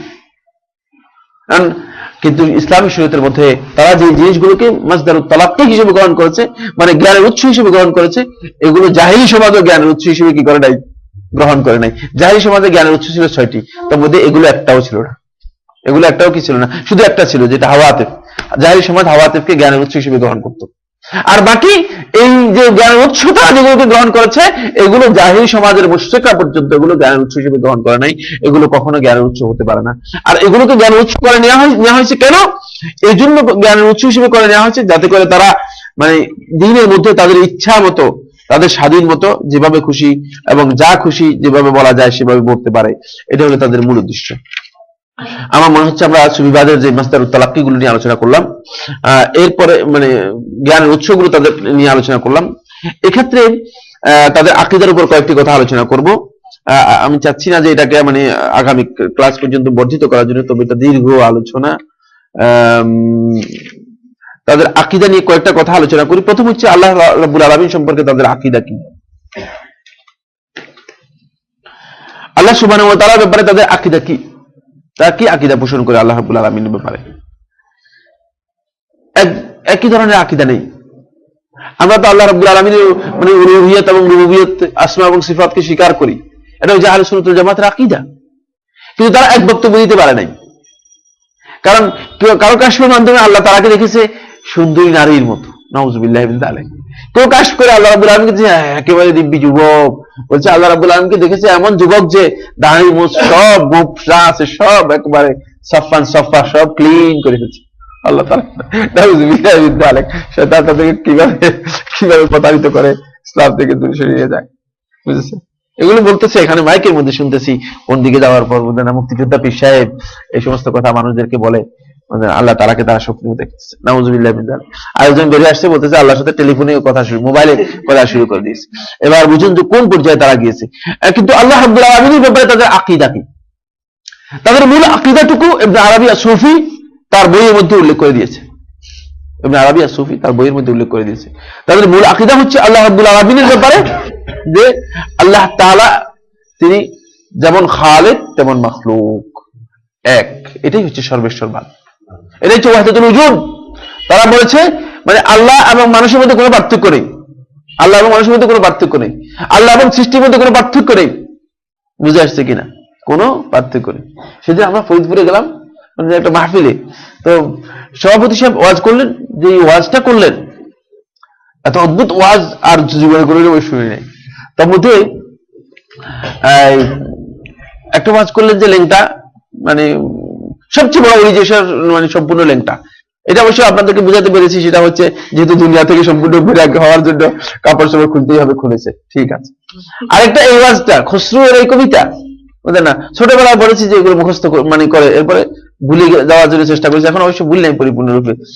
সেটা দিয়ে ওয়াজ করতেছে মান তু সুদাম তু মান সুদি মান তান সুদাম তু যা সুদি তা কৃষ্ণা গুয়াদ বাদাজি মান দি গরম তু দি করি। আউযুবিল্লাহ। তুমি আমি হয়ে যাও, আমি তুমি হয়ে যাই, তুমি আমার জান হয়ে যাও, আমি তোমার জান হয়ে যাই, তুমি আমার দেহ হয়ে যাও, আমি তোমার দেহ হয়ে যাও। তা কৃষ্ণা গুয়াদ বাদাজি মান দি গরম তু দি করি, যাতে করে কেউ কথা বলতে না পারে তুমি আমার মধ্যে কোন ধরনের পার্থক্য আছে, আমি আর তুমি এক। খসরু এই কবিতা বলেছে, বুঝলেন? এটা দিয়ে ওয়াজ করে মানুষদেরকে কান্দাইয়া টান্দাইয়া হাসাইয়া নাচাইয়া মানে কি যে একটা অবস্থা, মানে অদ্ভুত অবস্থা তৈরি করেছে। আমি শেষে সভাপতি সাহেবকে বললাম যে এগুলো কি বললেন, এগুলোর উদ্দেশ্য কি? এবং মানে তাকে দৃষ্টি আকর্ষণ করার কারণে সভাপতি সাহেব আমাদের সাথে খেতেও আসেনি, আস্তে করে চলে গেছে, বলছে আমার অনেক ব্যস্ততা, আমি মনে করছি যে খেতে আসলে যদি আবার আরেকবার ধরি যে মানে বলি যে এগুলো কেন বললেন। এইভাবে আল্লাহ এবং মানে সৃষ্টির মধ্যে, খালেক এবং মাখলুকের মধ্যে তাদের ইতিকাদ হচ্ছে কোন ধরনের কি পার্থক্য নেই। এই কারণে তারা আল্লাহকে সিজদা করা যেটা, তার পীর সাহেবকে সিজদা করাও সেটা, পীর সাহেবকে সিজদা করাও কি একই। এই দুই সিজদার মধ্যে কোনো ধরনের কি নেই, কোনো ধরনের ডিফারেন্স নেই। এটা হলো তাদের আল্লাহ সম্পর্কে তাদের আকীদা। রাসূল সম্পর্কে তাদের অনেকগুলো কথা আছে, শুধু সব করে দেওয়ার জন্য চেষ্টা করতেছি, তবে যেতে পারবো না। শুধু রাসূল সম্পর্কে যে আকীদাটা আছে সেটা বলে শেষ করবো। রাসূলকে তো তারা মানে তাদের ওলিদের চেয়ে অনেক ছোট মনে করেন। বরং আবু ইয়াজিদ বুস্তামি থেকে যে কথাটুকু এসেছে সে বলতেছে খুদনা বাহরান ওয়াকাফাল আম্বিয়াউ বিসাহিলিহি, বলে আমরা এমন বিশাল সমুদ্র পাড়ি দিয়ে চলে আসলাম আর দেখছি যে নবীরা সব সমুদ্রের পাড়ে দাঁড়িয়ে আছে, এই সমুদ্রে ঢুকার মতো ক্ষমতা নেই। এটা আবু ইয়াজিদ বুস্তামি থেকে বর্ণনা করেছে।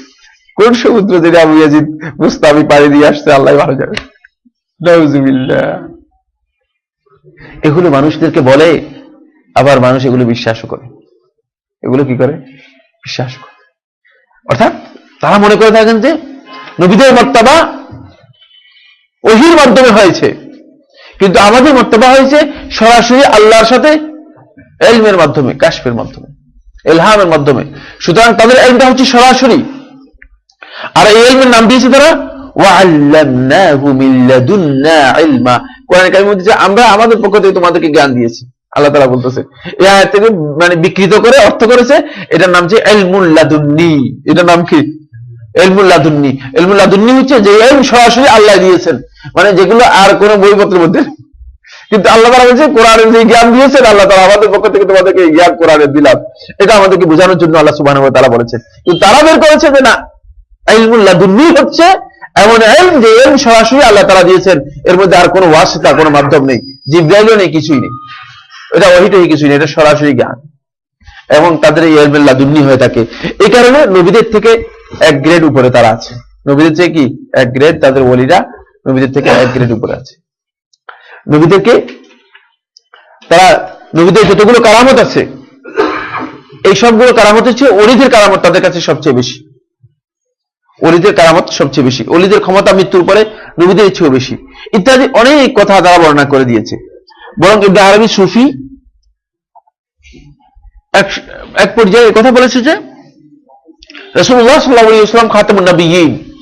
এখন এটার বিপক্ষে তো কোরআনে কারীমের বক্তব্য দিয়ে আর নিজেকে খাতামুন নবিয়্যিন বলতে পারে না, বলছে যে খাতামুন নবিয়্যিন না হলে কি হবে, তবে আমি খাতামুল আউলিয়া, মানে আমার মাধ্যমে মূলত ওলায়াতের কি হয়েছে, শেষ হয়েছে, আর বাকি যারা আসবে সব আমার অনুসারী। সব কারা আসবে? আমার অনুসারী। অবশ্যই এই কথাটা ইবনে আরবি সুফি এই মানে কাফের এই কথা ঠিক বলেছে। এই জন্য ঠিক বলেছে যে আসলেই তার পরবর্তী গোটা সুফিবাদ তার বক্তব্যের উপর নির্ভর করেই চলছে, তার বক্তব্যের উপর সে যা বলছে সেগুলোর উপর নির্ভর করে চলছে। সে কুকুরকে বলেছে আল্লাহ, এখন তারা কুকুরকে বলে আল্লাহ। অনেক জায়গায় কুকুরের জন্য মাজারও করে নিয়েছে, যেখানে যেভাবে পারতেছে সেভাবে করতেছে, এবং সব মূলত সে যত কিছুকেই মানে হালাল করে দিয়েছে সব কিছুকে তারা হালাল করে নিয়েছে। সুফিবাদ মূলত তার বক্তব্যের উপর নির্ভর করে চলে আসতেছে শেষ পর্যন্ত। এই জন্য তার বক্তব্য মোটামুটি এই দিক থেকে ঠিকই আছে। আর কি করেছে? শরীয়তকে শরীয়ত হিসেবে আর রাখে নেই। শরীয়ত কি করে? ইসলাম এবং শরীয়ত এটা হলো আল্লাহ রাব্বুল আলামিনের পক্ষ থেকে মানুষের জন্য বিধান। ইন্না দীনা ইনদাল্লাহিল ইসলাম ওয়া মান ইয়াবতাগি গায়রাল ইসলামি দীনান ফালান ইউকবালা মিনহু। ইসলামকে আমাদের জন্য জীবন ব্যবস্থা দিন করা হয়েছে, এবং ইসলামের মানে বাস্তবায়নের দিকটাকে শরীয়ত বলা হয়েছে। কি বলা হয়েছে? শরীয়ত। লিকুল্লিন জাআলনা মিনকুম শিরআতাও ওয়া মিনহাজা। আল্লাহ তাআলা বলেছেন প্রত্যেকের জন্য একটা শরীয়ত দিয়েছে এবং একটা মিনহাজ দিয়েছে, একটা সিস্টেম পদ্ধতি দিয়েছি, যে মেথোডোলজির উপর নির্ভর করে, যে মেথডের উপর নির্ভর করে তারা নিজেদের জীবনকে পরিচালিত করবে। আল্লাহ সুবহানাহু ওয়া তাআলা এগুলো বলেছেন। কিন্তু শরীয়তকে তারা শরীয়ত হিসেবে রাখতে চায় না, কারণ শরীয়তকে যদি রেখে দেয় তাহলে তো তারা যেগুলো বলেছে এগুলো কোথায় যাবে? এই জন্য তারা শরীয়তকে কেউ কেউ দুই ভাগে ভাগ করেছে, কেউ চার ভাগে ভাগ করেছে, শরীয়তকে ভাগ করে ফেলেছে। বলছে একটা হচ্ছে শরীয়ত আর একটা হচ্ছে হাকিকত। একটা হচ্ছে কি শরীয়ত আর একটা হচ্ছে হাকিকত। আবার কেউ হচ্ছে না, একটা হচ্ছে শরীয়ত আর একটা হচ্ছে তরিকত আর একটা হচ্ছে মারিফত আর একটা হচ্ছে হাকিকত। এটাকে চার ভাগে ভাগ করে নিয়েছে। কয় ভাগ করে নিয়েছে? চার ভাগে ভাগ করে নিয়েছে। মানে শরীয়তটাকে ভাগ করে নিয়ে যাওয়ার কারণে এখন শরীয়ত যে যতটুকু আছে এটা কাদের জন্য? বলছি যে এটা সাধারণ লোকদের জন্য। শরীয়তটা বন্টন করে দিয়েছে কাদের জন্য? সাধারণ লোকদের জন্য। এরা সাধারণ লোকেরা পালন করবে কিভাবে? কোরআনে কারীমের মধ্যে আল্লাহ তাআলা বলেছেন ওয়া'বুদ রাব্বাকা হাত্তা ইয়াতিয়াকাল ইয়াকিন। ওয়া'বুদ, আপনি ইবাদত করুন, রাব্বাকা, আপনার প্রতিপালকের, হাত্তা ইয়াতিয়াকাল ইয়াকিন, ইয়াকিন আসা পর্যন্ত। ইয়াকিন আসা পর্যন্ত। ইয়াকিনকে যদি ইয়াকিন রেখে দেন এখানে, ইয়াকিন অর্থ কি? ইয়াকিন অর্থ কি? দৃঢ় প্রত্যয়, দৃঢ় বিশ্বাস। ঠিক আছে কিনা? এখন তাহলে তো বুঝেই যাচ্ছে। তারা বলতেছে যে মানে ওয়া'বুদ রাব্বাকা হাত্তা ইয়াতিয়াকাল ইয়াকিন, শরীয়তটা সীমাবদ্ধ করা হয়েছে ইয়াকিন আসা পর্যন্ত। ইয়াকিন যখন এসে যাবে তখন আর শরীয়তের কোনো দরকার নেই। আর আমাদের এই ওয়ালিদের সবার ইয়াকিন এসে গিয়েছে, এদের জন্য শরীয়তের কোনো দরকার হয়নি। এটা উত্তর কিভাবে দিবেন? আপনি একজনে যাই, একজন দেখে উত্তর দেন। আপনি কিভাবে উত্তর দিবেন এটা? কে উত্তর দিতে পারবে এখানে? মাশাআল্লাহ। হ্যাঁ, তফাদ্দাল। উসমান ইবনে মাযউন রাদিয়াল্লাহু তাআলা মৃত্যুর পরে রাসূল সাল্লাল্লাহু আলাইহি ওয়াসাল্লাম তার ব্যাপারে বলেছিলেন তার ইয়াকিন এসেছে। অর্থাৎ এটা সবচেয়ে হাদিস থেকে তাফসীর হচ্ছে এই আয়াতের ইয়াকিন শব্দের অর্থ মৃত্যু, এবং রাসূল সাল্লাল্লাহু আলাইহি ওয়াসাল্লাম কিন্তু মৃত্যু অবধি ইবাদত করেছেন, যার কারণে ইয়াকিন অর্থটা বেশি। শুকরান। হ্যাঁ, ভালো উত্তর দিয়েছেন। ইয়াকিন আসা পর্যন্ত তো তোমাদের রাসূলুল্লাহ সাল্লাল্লাহু আলাইহি ওয়াসাল্লাম মৃত্যু পর্যন্ত দেখা ইবাদত করেছেন, মৃত্যুর আগের আগ পর্যন্ত, মৃত্যুর সময় পর্যন্ত তিনি সালাত আদায় করেছেন। এটা প্রমাণ করে যে ইয়াকিন দ্বারা বোঝানো হয়েছে কি? মৃত্যুকে। ইয়াকিনের অর্থ হচ্ছে মৃত্যু। সাহাবীরা ইয়াকিন অর্থ করেছে মৃত্যু, রাসূলুল্লাহ সাল্লাল্লাহু আলাইহি ওয়াসাল্লাম এখানে ইয়াকিন অর্থ করেছে মৃত্যু। আর রাসূলের আগেই তোমাদের ইয়াকিন এসে গেছে, তাহলে তোমরা কত বড় মানে রাসূলের উপরে পৌঁছে গিয়েছো? কিভাবে তোমাদের এই ইয়াকিন আসলো? মূলত এটা সবচেয়ে বড় বিভ্রান্তিকর। এই জন্য তারা বলেছেন যে শরীয়তটা ইয়াকিন আসা পর্যন্ত অল্প কিছু সংখ্যক লোকের জন্য, সাধারণ লোকের জন্য, আর শরীয়তের পরে বাকি হাকিকত হচ্ছে মূলত এটাই হলো আসল। আর এটা হলো আমাদের ওলিদের জন্য। এটা কাদের জন্য? ওলিদের জন্য। আর এটা যাদের ইয়াকিন এসে গিয়েছে তারা আর তাদের ইবাদতের প্রশ্ন করার কোনো দরকার নেই, তাদের ইবাদত কি হবে না, কোনো দরকার হবে না। তাদের আকীদাগত বিষয়গুলো নিয়ে আসলে অনেক দীর্ঘ আলোচনা করতে পারলে আমরা হয়তো আরো অনেকগুলো বিষয় সম্পর্কে জানতে পারতাম। তবে মূল কথা যেটা সেটা হচ্ছে এই ফেরকাগুলো যেগুলো আছে, মানে সুফিবাদের অনেকগুলো ফেরকা চালু হয়েছে এবং এই ফেরকাগুলো পৃথিবীর সর্বত্রই আছে। সবচেয়ে আমরা মানে সবচেয়ে পরিচিত যে ফেরকাগুলো আছে সেই ফেরকাগুলো কয়েকটা। একটা হচ্ছে কাদিরিয়া ফেরকা, এটা আমরা জানি আব্দুল কাদের ইবনে আবি সালেহ আল জিলির দিকে সম্পর্কিত করা হয়। দ্বিতীয় নম্বর রেফাই ফেরকা, এটা আহমদ ইবনে রেফাই আহমদ আর রেফাইর দিকে সম্পর্কিত করা হয় এবং এটাও রেফাই ফেরকা বর্তমানে প্রসিদ্ধ। এরা আরবে আছে, মিশরে আছে, আফ্রিকাতে আছে, আফ্রিকাতে অনেক আছে। আর একটা হচ্ছে আহমদি ফেরকা, ফেরকা আহমদিয়া, এটা আহমদ আল বাদাউইর দিকে সম্পর্কিত করা হয়। সে হচ্ছে আকবর আউলিয়া মিশর, মিশরের সবচেয়ে বড় ওলি ছিল এই ব্যক্তি আহমদ আল বাদাউই। মিশরের সবচেয়ে বড় ওলি হচ্ছে কে? আহমদ আল বাদাউই, 633 হিজরি সনে মারা গিয়েছে। আহমদি ফেরকা। এরপর একটা ফেরকা হচ্ছে দুসুকি ফেরকা, আর ফেরকা দুসুকিয়া ইব্রাহিম দুসুকির দিকে সম্পর্কিত করা হয় তাকে। এবং এটাও মিশর এবং লিবিয়াতেই, তো দুসুকিয়া সবচেয়ে বেশি লিবিয়াতে প্রসিদ্ধ। আল আকবরিয়া ফেরকা, আকবরিয়া ফেরকা অথবা আরবিয়া ফেরকা, এটা হচ্ছে ইবনে আরাবিয়া সুফি এর ফেরকা, যেটা ইবনে আরাবিয়া সুফি এর ফেরকা, এদেরকে আকবরিয়া ফেরকা বলা হয়। এদের মিশন বা সিফাত হচ্ছে তিনটা। এক নম্বর হচ্ছে আস-সাবরু আলাল বালা, দুই নম্বর হচ্ছে আশ-শুকরু আলার রাখা ওয়ার রিদা বিল কাদা। এক নম্বর হচ্ছে আস-সাবরু আলাল বালা, বলা মুসিবত আসলে ধৈর্য ধারণ করা, তাদের বক্তব্য। ওয়াশ শুকরু আলার রাখা, আর যখন স্বাচ্ছন্দ্য আসে, আরামায়েশ আসে, তখন আল্লাহ শুকরিয়া আদায় করা। ওয়ার রিদা বিল কাদা, এবং রিদা বিল কাদা মানে আল্লাহ তাআলার ফয়সালা বা কাদা এর ব্যাপারে সন্তুষ্ট হওয়া। আরেকটি ফেরকা আছে যেটা আবুল হাসান আল শাযিলির দিকে সম্পর্কিত করা হয়। এটা কোন ফেরকাকে বলতে পারবেন? নকশবন্দি ফেরকার একটা অংশ। বলেছি নকশবন্দি ফেরকার একটা অংশ হচ্ছে শাযিলি ফেরকা। এখন পৃথিবীতে সবচেয়ে বেশি বহুল প্রচলিত ফেরকার মধ্যে একটা হচ্ছে শাযিলি ফেরকা।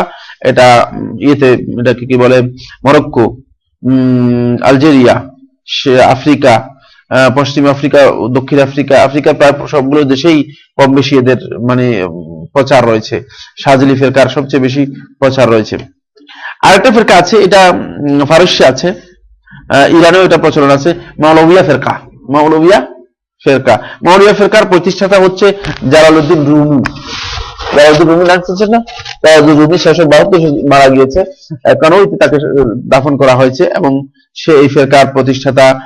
এই ফেরকাও মানে যে সমস্ত বিভ্রান্ত ফেরকা আছে তার মধ্যে একটি। আর জালালউদ্দিন রুমি খোদ নিজেই ওয়াহদাতুল উজুদ মানে সর্বেশ্বরবাদের যে বিশ্বাস, সেই বিশ্বাসী ছিল। ইবনে আরাবিয়া সুফি থেকে যতগুলো দর্শন আছে সবগুলো দর্শনে সে অভিমত মানে মত পোষণ করেছে। কিন্তু দুঃখজনক বিষয় হচ্ছে যে আমরা অনেকে জানি না, এই জন্য জালালউদ্দিন রুমির যত কবিতা আছে সবগুলো মুখস্থ। আমি কিন্তু অনেক মুখস্থ করেছি না, কিন্তু আমি এইসব মানে মুখের মধ্যে উচ্চারণ করতে পারি না। এখন এগুলো মুখের মধ্যে কি উচ্চারণ করতে পারি না, আল্লাহ রাব্বুল আলামিনের ভয়ের কারণে, আর কিছু না, অন্য কোনো কারণ না। এগুলো বললে মানুষ খুশি হবে, সুন্দর লাগবে, কবিতা যত টানবেন তত সুন্দরই লাগে, কিন্তু এইসব সুন্দর আল্লাহ রাব্বুল আলামিনের ভয়ের কারণে বলতে পারি না। এরপরে নকশবন্দি ফেরকা, বাহাউদ্দিন মুহাম্মদ ইবনে মুহাম্মদ আল বুখারী নকশবন্দি, এটা আমরা বলেছি। নকশবন্দি ফেরকাও প্রসিদ্ধ ফেরকা। আর আমাদের এই অঞ্চলে একটা আছে চিশতিয়া ফেরকা। চিশতিয়া ফেরকাটা সম্পর্কিত করা হয় চিশতের দিকে। চিশতা হচ্ছে হেরাত, বর্তমান ইরানের একটা প্রদেশের নাম হচ্ছে হেরাত। হেরাতের এক বন্ধু ডক্টর নিজামুদ্দিন এবার আমার সাথে সৌদি আরবে ছিলেন, আমরা একই রুমের মধ্যে ছিলাম। ডক্টর নিজামুদ্দিন মদিনা ইউনিভার্সিটি থেকে পাশ করে ডক্টরেট করেছেন পাকিস্তানের পেশোয়ার ইউনিভার্সিটি থেকে। বয়স্ক লোক, মানে প্রায় 62-63 বছর বয়স। হেরাতের সে ফারাসিয়ান মানে ইরানি লোক, কিন্তু আহলে সুন্নাত ওয়াল জামাতের দায়ী। তার সাথে আমার দেখা হয়েছে হেরাতের এই চিশত নামক স্থানে। তার আবু ইসহাক আদ-দামাশকি আল চিশতি, সে হলো এর প্রতিষ্ঠাতা। পরবর্তী সময় এটা মূলত এই যে মুঈনুদ্দিন চিশতি, সে না, বুঝলেন, তার নাম হচ্ছে আবু ইসহাক দামাশকি আল চিশতি, সেই এই ফেরকার মানে এই চিশতিয়া ফেরকার প্রতিষ্ঠাতা। তারই ছাত্র বা তারই শিষ্যত্ব গ্রহণ করেছে খাজা মুঈনুদ্দিন হাসান আস-সানজি আল আজমিরি। এমন এই খাজা মুঈনুদ্দিন হাসান আস-সানজি আল আজমিরি, এই লোক মারা গিয়েছে 620, 27 অথবা 634-এ। সাকাফা আল ইসলামিয়ার মধ্যে নদভী তার কিতাবের মধ্যে উল্লেখ করেছে যে সেই সর্বপ্রথম ব্যক্তি যে বা সর্বপ্রথম তরিকাতের অনুসারী যেই ভারতবর্ষের মানুষদেরকে তরিকতের পথ দেখিয়েছে, নাউজুবিল্লাহ, মানে ভারতবর্ষের সমস্ত তরিকতের যত গুণা আছে সবগুলো এই ব্যক্তি বহন করবে, যেহেতু সর্বপ্রথম ওই আমর ইবনে লুহাইয়ের মতো কি করেছে, এই ভারতবর্ষের তরিকতের পথ সে কি করেছে, উন্মুক্ত করেছে, যেটাকে আজমির বলা হয় তাকে। হ্যাঁ, এবং যাই হোক, মানে শরীফ বলে নিজের আরো অতিরিক্ত বাড়াবাড়ি করেছে আর কি, কিন্তু এটা হলো আজমির। আজমির সেখানে ভারতের একটা জায়গার নাম, সেদিকে সম্পর্কিত করে তাকে আজমিরি বলা হয়। আর এই ফেরকা লোকদেরকে চিশতিয়া ফেরকা বলা হয় তাকে। এদের অনুসারী অনেক বেশি, এবং দেবন্দীরা সবাই এই ফেরকার অনুসারী। দেবন্দীরা সবাই এই ফেরকার অনুসারী, বেরলভীরা সবাই এই ফেরকার অনুসারী।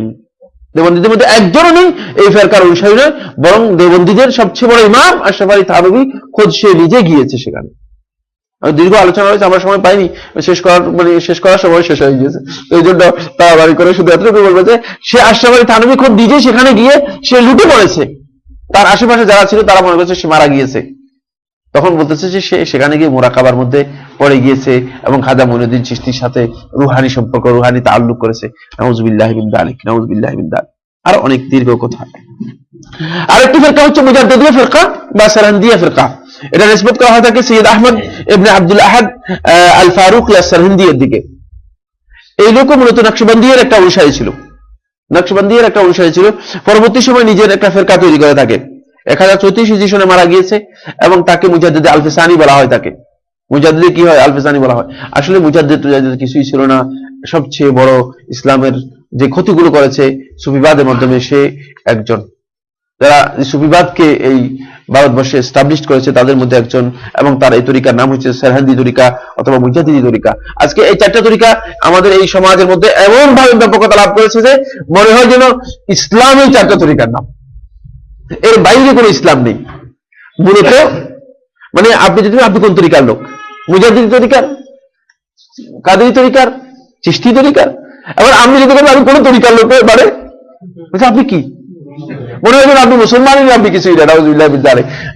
এতটুকু পর্যন্ত বোধ উঠে গিয়েছে যে লোকদের মধ্যে, এতটুকু বোধ মানুষের মধ্যে উঠে গিয়েছে যে মানে এইসব তরিকা ইসলামের সাথে এগুলো সামান্যতম কোনো সম্পর্ক নেই। মুসলমান এসব তরিকার পরিচয় দেওয়ার কোনো অধিকার মুসলমানদের নেই। এগুলো ইসলামের বাইরের তরিকা, এগুলো কিছু তরিকা ইসলামের বাইরের তরিকা। নবী সাল্লাল্লাহু আলাইহি ওয়াসাল্লাম যে তরিকা দেখিয়েছেন এই তরিকার বাইরে। সুতরাং এই সব মূলত আমাদের সমাজের মধ্যে এমন ব্যাপকতা লাভ করেছে যে শেষ পর্যন্ত আমরা তরিকত গুলোকেই আমরা মনে করেছি এগুলো মূলত ইসলামের পথ, এগুলোর সাথে ইসলামের পথের কোনো সম্পর্ক নেই, এবং নবী সাল্লাল্লাহু আলাইহি ওয়াসাল্লামের পথ মূলত এগুলো থেকে বিচ্ছিন্ন। আমরা অত্যন্ত সংক্ষেপে চেষ্টা করেছি সুফিবাদ সম্পর্কে একটা আইডিয়া দেওয়ার জন্য। তবে মূল কথা যেটা সেটা হচ্ছে সুফিবাদীদের প্রথম শুরু যেখান থেকে হয়েছিল সেখান থেকে তারা যেহেতু পথ যদি বিচ্ছিন্ন হয় তত কি হয়ে যায়, দূরে সরে যায়। প্রথমে ভালো কাজ দেখিয়ে কি হয়েছে, দূরে সরিয়ে গেছে, কিন্তু এক পর্যায়ে গিয়ে এমন দূরত্বে পৌঁছে গিয়েছে যে ইসলামের সাথে তাদের এখন দূরত্ব এত বেশি যে ইসলামের সাথে তাদের সম্পর্ক না বললেও আমরা এতটুকু বলতে পারবো যে ইসলামের সাথে তাদের সম্পর্ক খুব শুধু নাম হিসেবে থাকতে পারে, মূলত ইসলামী আকীদার সাথে, ইসলামী আমলের সাথে, নবী সাল্লাল্লাহু আলাইহি ওয়াসাল্লামের সুন্নাত এবং হাদিসের সাথে তাদের সম্পর্ক একেবারেই নেই। আল্লাহু আ'লাম। হাযা মা ইনদি ওয়া সাল্লাল্লাহু আলা নাবিয়িনা মুহাম্মদ ওয়া আলা আলিহি ওয়া আসহাবিহি আজমাইন। এই ক্লাসটা আগামী সপ্তাহ থেকে 4:30 হবে ইনশাআল্লাহ, আগামী শনিবার থেকে। কঠিন কিছু লিখছেন কিনা? বর্তমান ক্লাস 7-8 থেকে ইসলামী শিক্ষা বইয়ে প্রায় 4 ভাগের সব শিক্ষা সংযোজিত হয়েছে, যা বাদ দিলে কথিত এই প্লাস বা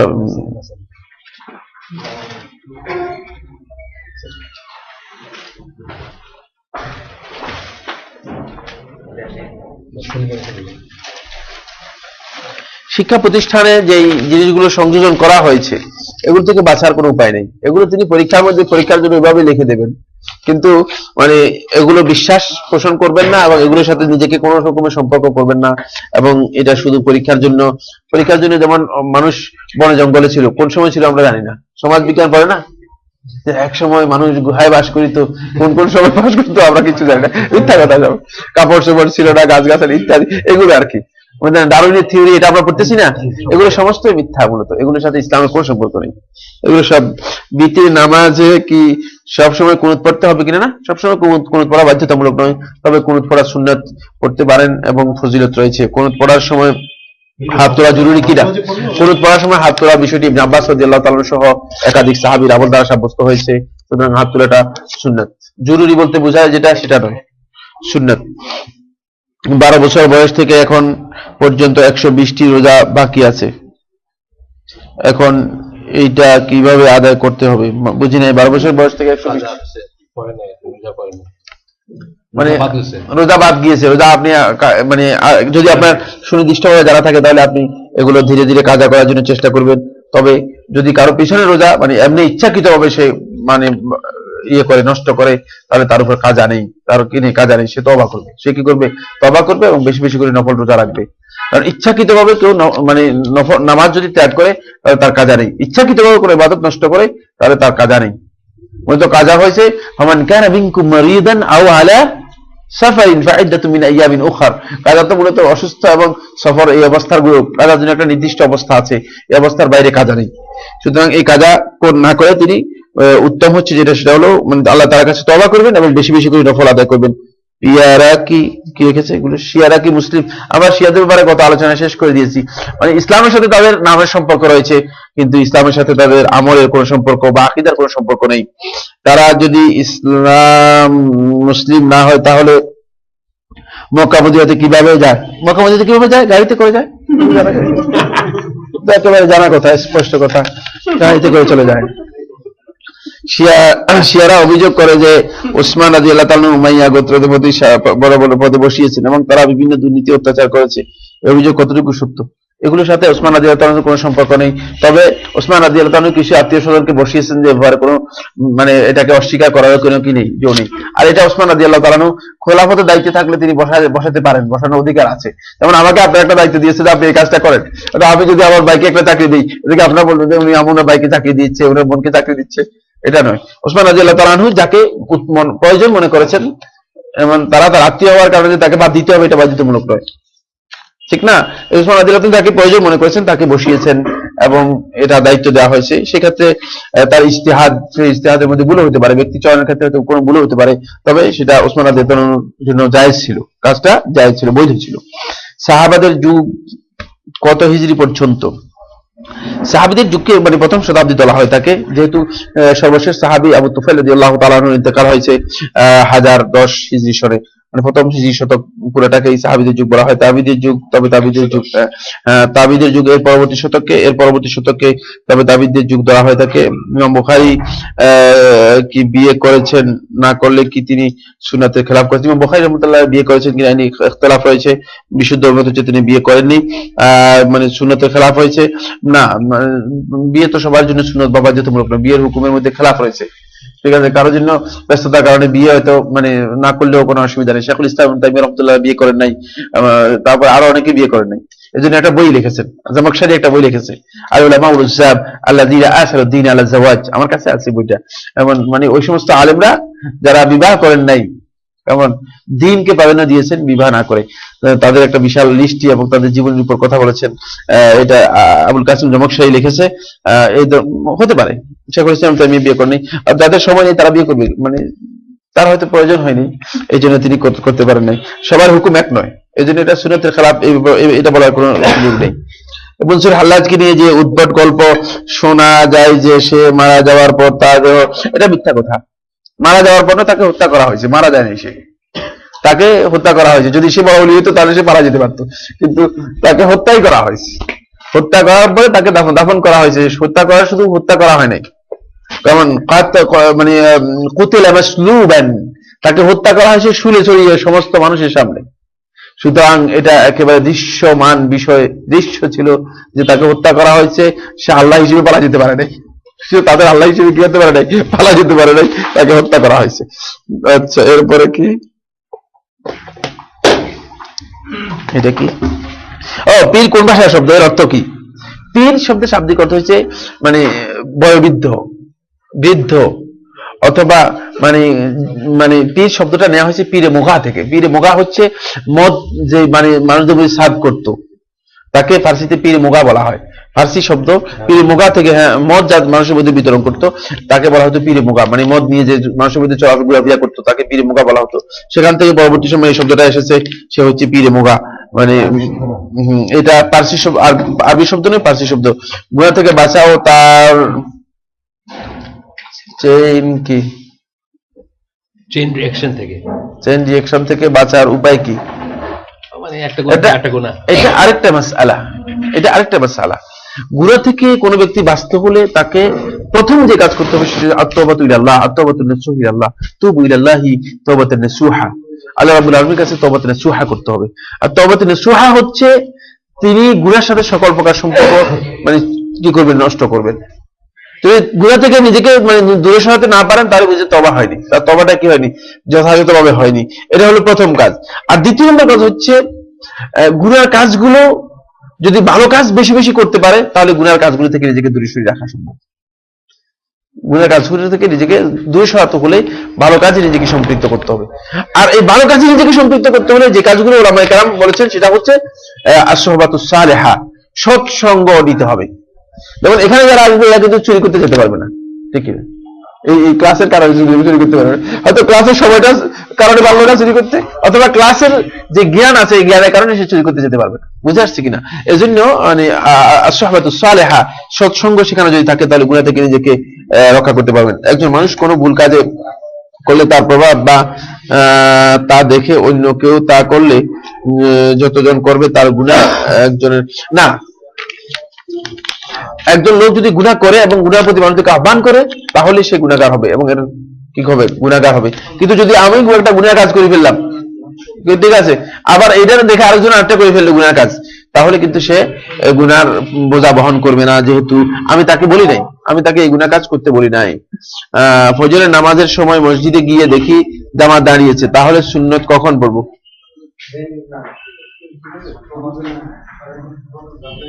সুন্নত কখন পড়বেন? ফজরের নামাজে যখন মসজিদে গিয়ে দেখেন যে জামাত দাঁড়িয়ে গেছে, জামাতে অংশগ্রহণ করবেন। সুন্নত আপনি জামাতের পরেও পড়তে পারেন, আপনি ইচ্ছা করলে সূর্য উঠার পরেও আপনি পড়তে পারেন। জামাতের পরেও পড়ার হাদিস দ্বারা সাব্যস্ত হয়েছে, মুসনাদ আহমদের মধ্যে সহিহ হাদিস দ্বারা সাব্যস্ত হয়েছে, রাসূলুল্লাহ সাল্লাল্লাহু আলাইহি ওয়াসাল্লাম একজন সাহাবীকে তাকরীর করেছেন, সালাতুন বা'দা মাকতুবা, ফরজ নামাজের পরে আবার ফরজ নামাজ। বলে যে লা ইয়া রাসূলুল্লাহ রাকাতা কাদ ফাতাতনি, যে দুই রাকাত যেগুলো আমি পড়তে পারিনি সেগুলো রাসূলুল্লাহ সাল্লাল্লাহু আলাইহি ওয়াসাল্লাম আর কিছুই বলেন নাই। এটা তাকরীর মাধ্যমে সাব্যস্ত হয়েছে। যদি কেউ পড়তে পারেন, পড়তে চান তিনি পড়তে পারবেন। আরেকটা হচ্ছে রাসূলুল্লাহ সাল্লাল্লাহু আলাইহি ওয়াসাল্লাম যেটা বলেছেন যে যখন সূর্য উদিত হবে, সূর্য উদিত হওয়ার পরে আপনি যদি মনে করেন পড়তে পারবেন, কোনো অসুবিধা নেই। সর্বোত্তম দোয়া কুনুত কোনটি? দোয়া কুনুত সর্বোত্তম দুটি সাব্যস্ত হয়েছে, একটা আব্দুল্লাহ ইবনে মাসউদ রাদিয়াল্লাহু তাআলা থেকে, একটা আব্দুল্লাহ ইবনে আব্বাস রাদিয়াল্লাহু তাআলা থেকে। দুটোই জায়েজ, যে কোনো একটা পড়লেই যথেষ্ট হয়ে যাবে। কোনটাকে মানে উত্তম কোনটাকে অধম বলার সুযোগ নেই, যেহেতু দুটোর হাদিস সনদ সহিহ। সুফিদের সকল কাজ করার কথা প্রচার করার মূল উদ্দেশ্য কি ছিল? সব কাজ যারা করছে যেগুলা বা প্রচার করছে তাদের উদ্দেশ্য কি ছিল? টাকা পয়সা নাকি অন্য কিছু? তাদের লাভ কি হয়েছিল? না, সুফিদের এই যে মানে বিস্তার এবং প্রসার, এর মধ্যে বিভিন্ন জনের বিভিন্ন উদ্দেশ্য ছিল। কারো উদ্দেশ্য ছিল পার্থিব উদ্দেশ্য, কারো উদ্দেশ্য ছিল মানুষদেরকে মানে দুনিয়ামুখিতা থেকে মানে বিরাগ করা, আখিরাতমুখী করার উদ্দেশ্য। মানে বিভিন্ন জন বিভিন্ন উদ্দেশ্যে এই কাজগুলো করেছে, একটা সুনির্দিষ্ট উদ্দেশ্যে এই কাজগুলো করে নাই। তবে পরবর্তী সময়ে এই কাজটা এই সুফিবাদকে প্রতিষ্ঠা করার জন্য কি হয়ে গেছে, কাজে পরিণত হয়ে গেছে। বুঝে আসছে কিনা? মানে একটা উদ্দেশ্য করে যখন এটা প্রতিষ্ঠিত হয়েছে, পরবর্তী সময় এটাকে প্রতিষ্ঠা করার জন্য, যেমন মাযহাব, কোন ইমাম মাযহাব প্রতিষ্ঠা করেন নাই। বুঝে আসছে কিনা? এবং কিন্তু ইমামদের অনুমোদন দিয়েছেন ইমামরা, কিন্তু যখন মাযহাবটা প্রতিষ্ঠিত হয়ে গিয়েছে, এখন মাযহাবের একদল লোক মাযহাবকে প্রতিষ্ঠা করার জন্য তারা কাজ করে যাচ্ছে। তাদের কোনো স্বার্থ নেই এখানে, তাদের কোনো উদ্দেশ্য নেই, উদ্দেশ্যহীনভাবে তারা শুধু মাযহাবটা প্রতিষ্ঠা করার জন্য। কিন্তু তাদেরকে যদি বলা হয় তোমার এই লাভ কি, কিছু বলতে পারবে না। এখানে তার কোনো দুনিয়ার পার্থিব কোনো স্বার্থ আছে না আখিরাতের কোনো স্বার্থ এর মধ্যে নিহিত আছে। ঠিক অনুরূপভাবে যখন সুফিবাদটা এস্টাবলিশড হয়ে একটা মতবাদে পরিণত হয়েছে, তখন একদল লোক সুফিবাদটাকে প্রতিষ্ঠা করার জন্য কি করেছে, লেগে পড়েছে। এখন তারা মনে করছে সুফিবাদের মধ্যে সব কল্যাণ নিহিত আছে, সব কল্যাণ কি সুফিবাদের মধ্যেই আছে, এবং এটাই প্রতিষ্ঠা করতে হবে। সর্বশেষ প্রশ্ন হচ্ছে, ইবাদত মানে কি আল্লাহ সুবহানাহু ওয়া তাআলার আদেশ মানা ও নিষেধ থেকে দূরে থাকাকে বোঝায় না?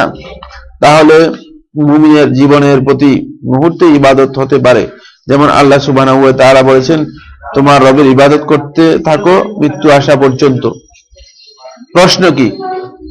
প্রশ্ন হ্যাঁ, ইবাদতের ডেফিনিশন বলে জানতে চাই। ইবাদতের যে সংজ্ঞা আপনি দিয়েছেন এই সংজ্ঞা সঠিক নয়, এক নম্বর কথা। দ্বিতীয় নম্বর কথা হচ্ছে ইবাদত গুলো স্পষ্ট, ইবাদত গুলো আল্লাহ সুবহানাহু ওয়া তাআলা নির্দিষ্ট করে দিয়েছেন কোনটা কোনটা ইবাদত, এবং হাদিসের মাধ্যমে এটা সুনির্দিষ্ট হয়ে গিয়েছে। আর এই ইবাদতকে আল্লাহ রাব্বুল আলামিন মানুষের গোটা জীবনের জন্য বাধ্যতামূলক করেছেন। এটা শুধুমাত্র মানে এই আকীদার সাথে সীমাবদ্ধ করেন নাই। আর জীবনের শুরু হচ্ছে জন্ম আর জীবনের শেষ হচ্ছে মৃত্যু। সুতরাং মৃত্যুর আগ পর্যন্ত ইবাদত করতে হবে, যতক্ষণ পর্যন্ত আমাদের ইবাদত করার মতো তাকলিফ আমাদেরকে শরীয়ত দিয়েছে, যতক্ষণ পর্যন্ত মানুষ সুস্থ আছে, বিবেক আছে, মৃত্যুর আগ পর্যন্ত তিনি ইবাদত করবেন, কোনো সন্দেহ নেই।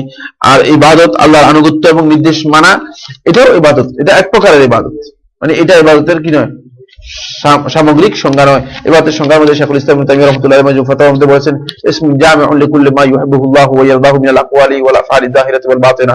এটা হচ্ছে ইবাদতের সংজ্ঞা, বুঝেছে? এভাবে মুখস্থ আরবি জানেন না, না মুসিবত হয়ে গেছে। আমি তো বলেছি সব আরবি বুঝে, যেটা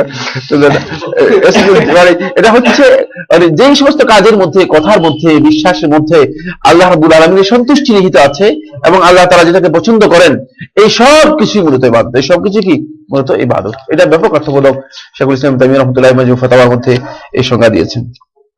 আল্লাহু আ'লাম, সাল্লাল্লাহু আলা নবিয়িনা মুহাম্মদ। একজন আর খান নাই।